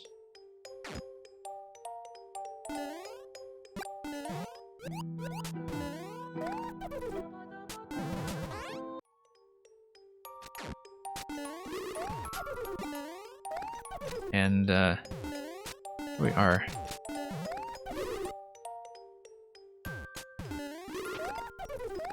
And yeah, Therimon is kind of interesting to think about how map design in games of that scale has itself changed ever since maps just started getting included in-game. I feel like that was the intended path to begin with, like riding the donut block down in order to hit the P-switch up top. I think this was maybe the way that it was supposed to be played. Nope. They're really kind of choking hard here. It is a long way back to the Spiny Hat, unless there was some way to unlock additional Spiny Hat refresh locations along the way that I simply didn't see. So, we'll just go back and try to map that out.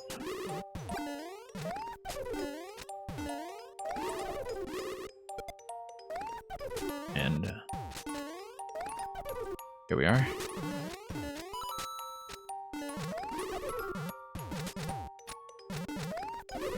And, oh, okay, missed. It looked like it was going to be a method, though, but luckily the timing on the P-switch is generous enough that we don't actually need it, and also we don't need to fight this guy twice after having obtained a key once. I do need to take damage, though, I think, to reclaim the Spiny Hat here. Come on, let's Take a hit. Got 115 seconds to go back. Like I said, I don't see a second checkpoint. And that's a problem, because I don't think I'll be able to get to the key door in time, even after we retrace. So we may just have to do all this over again, unfortunately. Let's bump this right side, and there we go. Okay, there we go. Come on, get out of the way. But yeah, let's try to race our way back without losing the Spiny Hat. And yeah, the checkpoint was not refreshable here.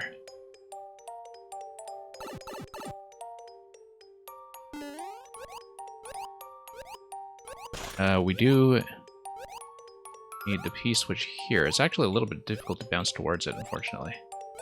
I can't really safely drop the bone shell here either. I wonder if we just need to bounce against it by lowering this donut block, or yeah, riding the donut block down and jumping out from that. Okay, that's a problem. No, Mr. Greggy Spike, I did go to the CP room. I don't see a second checkpoint that resets this, though. Right? Like, did I just miss another checkpoint somewhere along the way? No, I don't need a Powerball Mail. I think at that point... Oh, maybe... Yeah, maybe we should have used this, in fact, too. I was thinking of breaking it with a Spiny Hat. That's the thing I was considering. Of course, you know, a lot of that could have been mitigated by just not spending as much time doing all that stuff. Oh, no, I see. We can just hit the P-switches in this room. You come up here, you hit these P-switches, and then you just race your way back up. Yeah. I see now. Yeah, that wasn't clear to me. I was still thinking about just using the Spiny Hat to progress. And that was making things unnecessarily difficult for myself. No, one of the reasons, of course, that I just didn't think about checking the checkpoint room was simply because I knew that the checkpoint wasn't being refreshed, and that I also didn't need it for power progression, right? So it just didn't occur to me that I would want to go back there. And I probably should have checked it.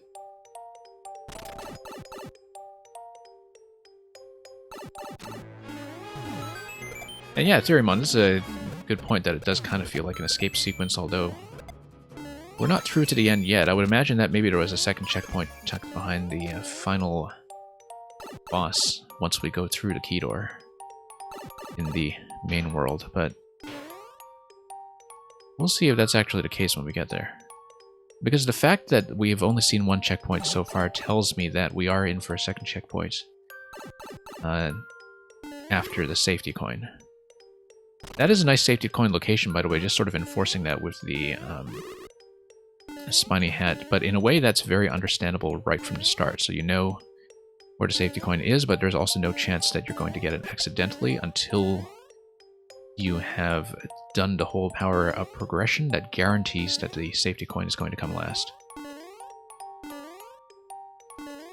So that's a nice way of laying that out, even if it is going to be a bit of a hike to get all the way back there with the Spiny Hat intact.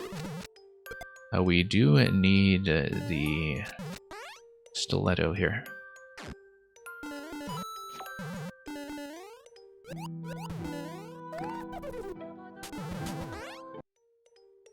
Also, everyone should play Phoenotopia. I don't think I know what that is. I don't think I've heard of it.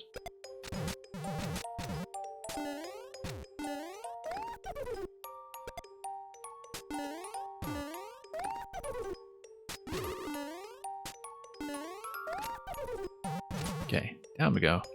Nope, that's a terrible pattern to work with. Let's not deal with it. Nope. Let's not do that either.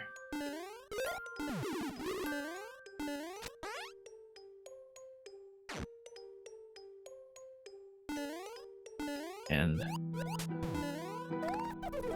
okay, how we go? Yeah, those remaining in queue, we will get to you. I will kind of stay long enough to make sure your levels do get seen. So thank you for your patience with this one. I mean, when I closed the queue, I was kind of timing it around the expectation that would probably get at least one long level, so...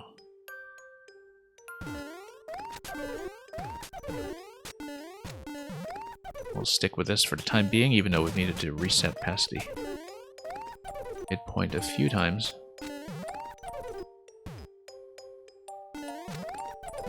Nope. Let's just go with the original method.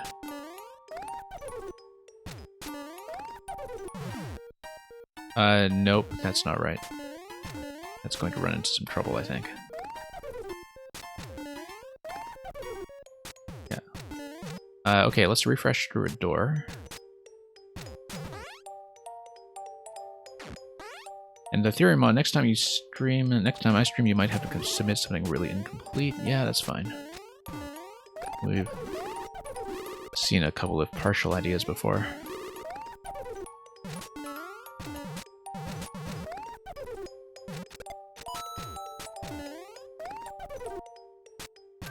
Yeah, so those of you who aren't here too regularly, one thing that we will be doing over the next 2 to 3 weeks during the midweek streams is that I picked up a pretty big pile of shorter indie games on the eShop recently when they were on sale, and so most of them I think can probably be done in 1 or 2 sessions.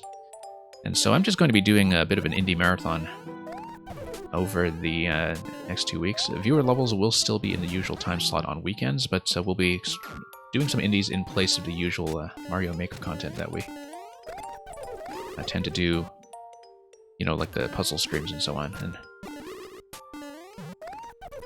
I did announce which games will be running yesterday, and I will be announcing that again at the end of the stream, for those of you who are curious, because,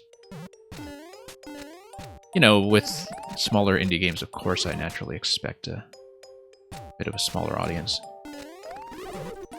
Whoops. Okay.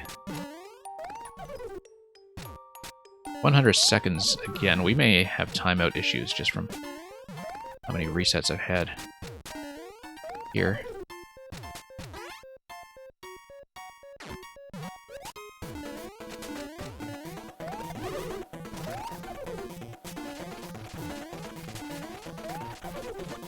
So yeah, no, unfortunately not Phoenotopia, because I hadn't, I don't think I'd heard of it until just now, so that would have been a bit of a hindrance, yes. Whoops. Okay, let's not fall into the poison.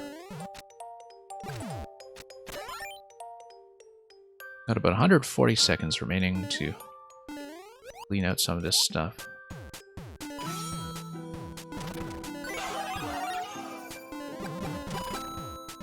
Then let's drop the bone shell. Swap over.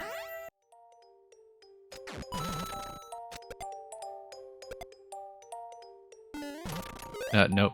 That's okay, we can grab another bone shell down below.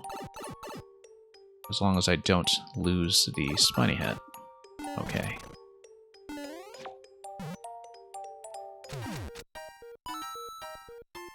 Yeah, no, having the spiny hat, in fact, just lets me go through this. Let's not even deal with our jumping nemesis over there. Okay, picked up the Super Ball. That's fine, I guess.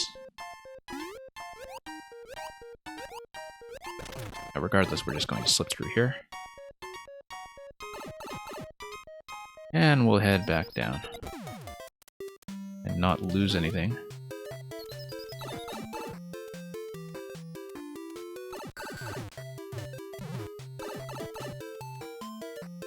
I like it how efficiently you can zip back through the layout, of course. That's a very Metroid-like thing to do, in terms of just being able to backtrack very efficiently to really feel that power-up progression take effect. Sure, let's keep the Super Ball. It's something that's enough of a rarity that probably worth keeping. We have access to the Fire Flower from the gunship, of course, if we need.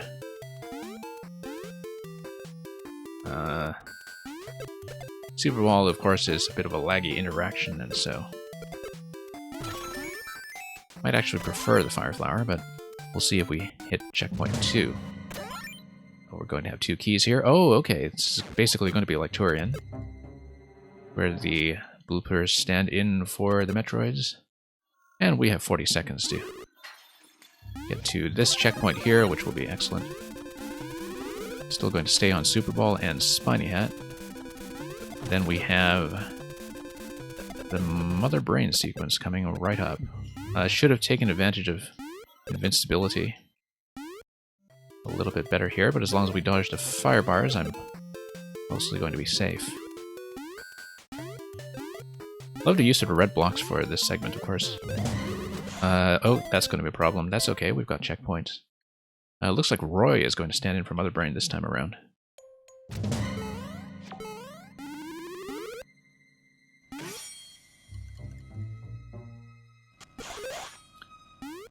Can we grab a refresh and a bone shell? Doesn't seem so. Unless... yeah, we can't pop back out the key door, can we? Because I don't have a key, so we'll probably have to just stick with this and deal with no bone shell. Can I get through without the bone shell? Yes, I can. With difficulty, but yes, I can.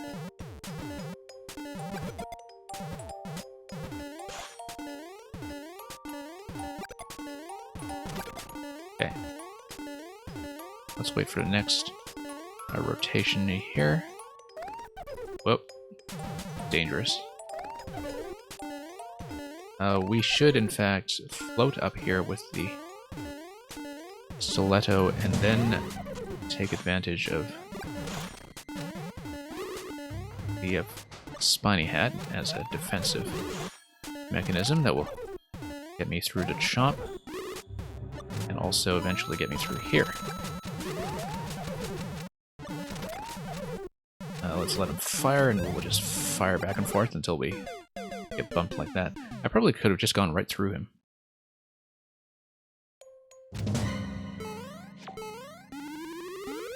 Alright. Take this. Ride it down. Grab the stiletto.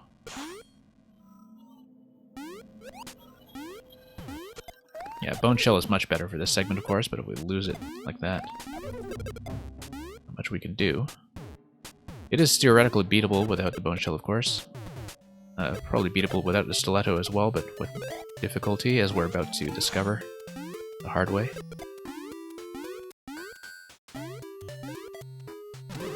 Yeah, we're in trouble now. We're in a great deal of trouble, in fact. Yeah, we do need to keep everything. Or do we? Given that I had access to the red pipe if I just escaped out the other end. Possibly I need to grab a key off of Roy there, though, so... just try to play this a little bit more carefully. Not hit every firebar. Whoops. Oh, didn't realize there was a donut block on the bottom, so...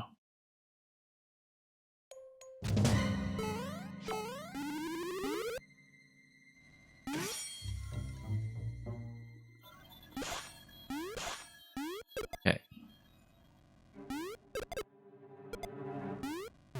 So yeah, obviously, given the length of this level, I will be finishing the rest of the queue after this, but I will not be reopening afterwards. We will not have time. But I will see the remaining submissions. Once again, having a few problems here. If we can slide through somehow and get the other side to bust open. No, not so. Yeah, let's try to retain some power-ups here and... whoops.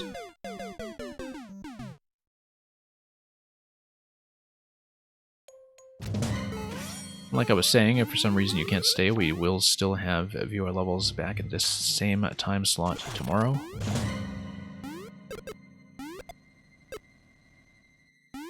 You know, I should really take advantage of the Super Ball deflection more. I think Maybe the final fight is tuned around doing the Super Ball,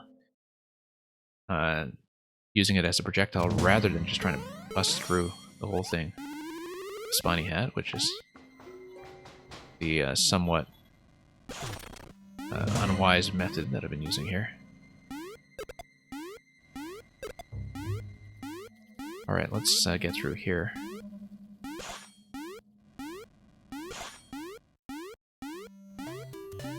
Come on, let's... Nope. You saw a soft block. Yeah. Yeah, I mean, that's always a bit of a risk in terms of busting through things with the Spiny Hat, of course. But that's what playtesting is for.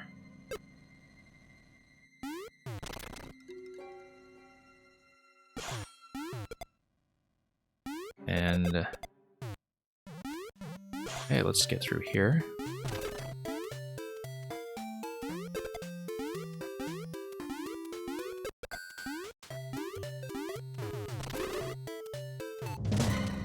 Yeah, as long as we don't get swiped. Let's continue to go through this way. I really do want to hit that chomp, in fact, with the Spiny Hat if I can. There we go. That will clear things out a little bit, but now we potentially run into some problems. Now, as long as we don't get bumped by the clown car, I think I'm actually in decent shape.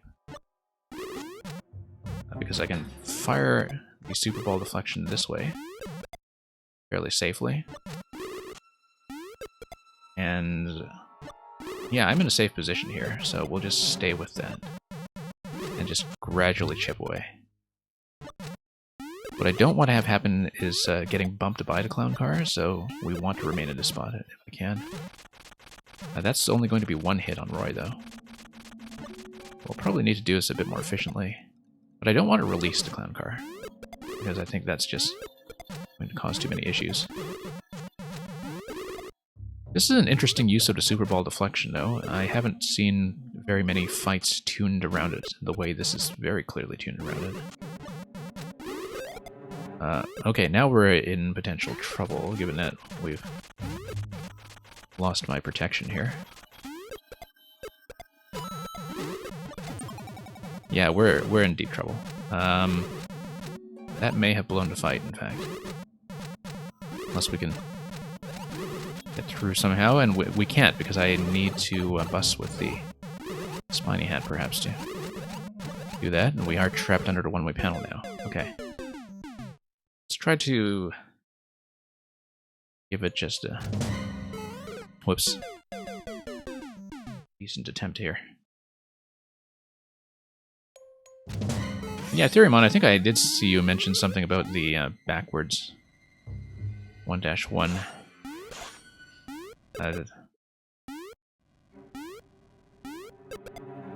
In terms of extending that idea to the music itself.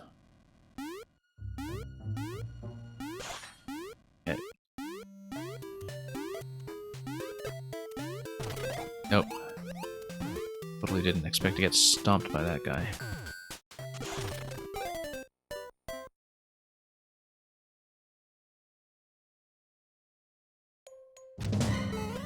Nope. Okay, let's redo this. Let's just take the hit.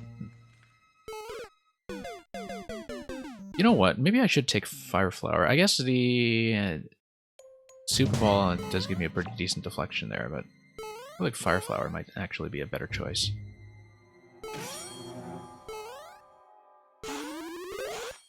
Okay, losing Shell right away before we even get out of the checkpoint zone. That's not great. But I feel like I was missing the flexibility of the Fire Flower in terms of sheer responsiveness. No, that's going to be an issue because we no longer have the Bone Shell. Okay, this is a disaster. And yeah, I know the shoes are not poison-proof.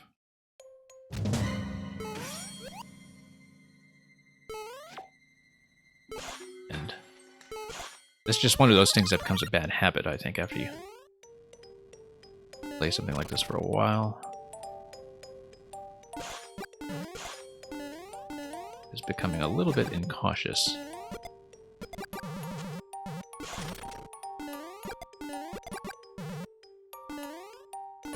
Okay.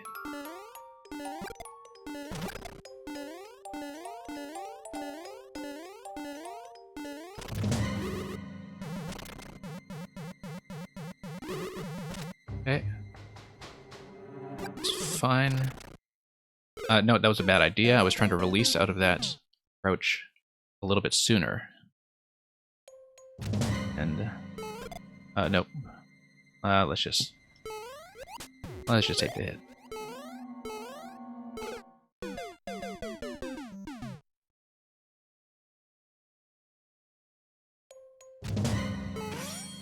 Okay.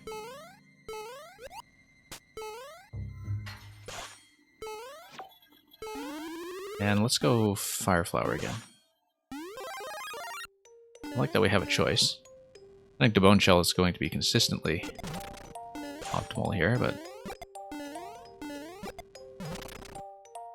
and we lose it right away, of course. Which is going to get me into all sorts of trouble, like getting into this, yeah.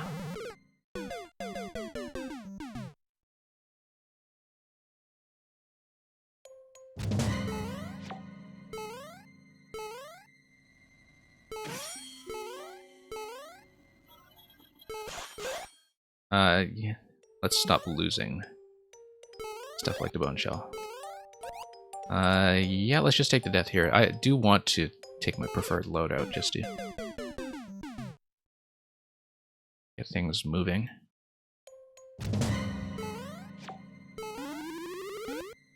Okay, let's just go back to the Super Ball deflection strategy that we had earlier. That seemed to be the best approach so far.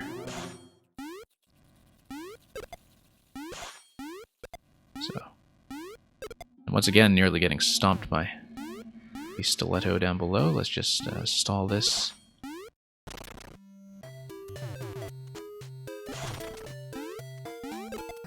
Okay, this is going well so far.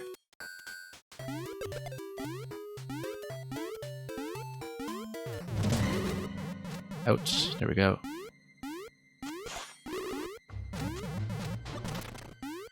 Okay, let's not crouch prematurely here. Now we are potentially in business.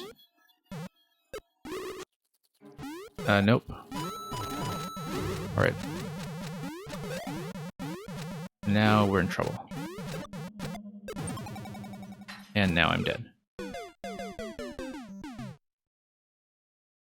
Okay, we'll try this a few more times. I mean, we've really taken a while to get here, so I should probably try to close it out, but definitely running into a few issues when it comes to just doing this safely.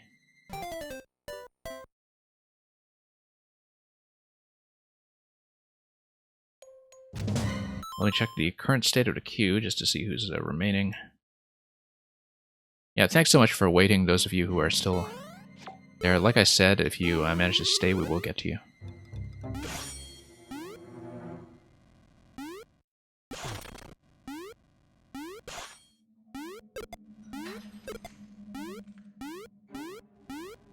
We'll try to finish this before Furia finishes Hollow Knight.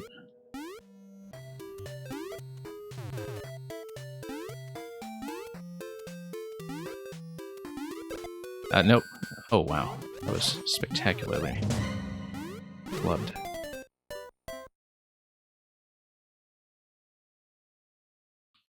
Now, I hope I can get to the rest of you. There is a small chance that we may have to cut off the stream early for an external commitment, but we'll hopefully not run into that.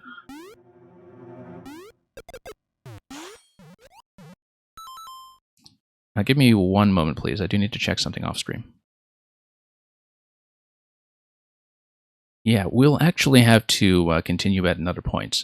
So thank you, Greggy Spike, for this submission. I know you wanted to revise something with the soft lock anyway, and also that we're right at the end, but I actually do have to run off, like in this minute. So we'll just call it for the time being.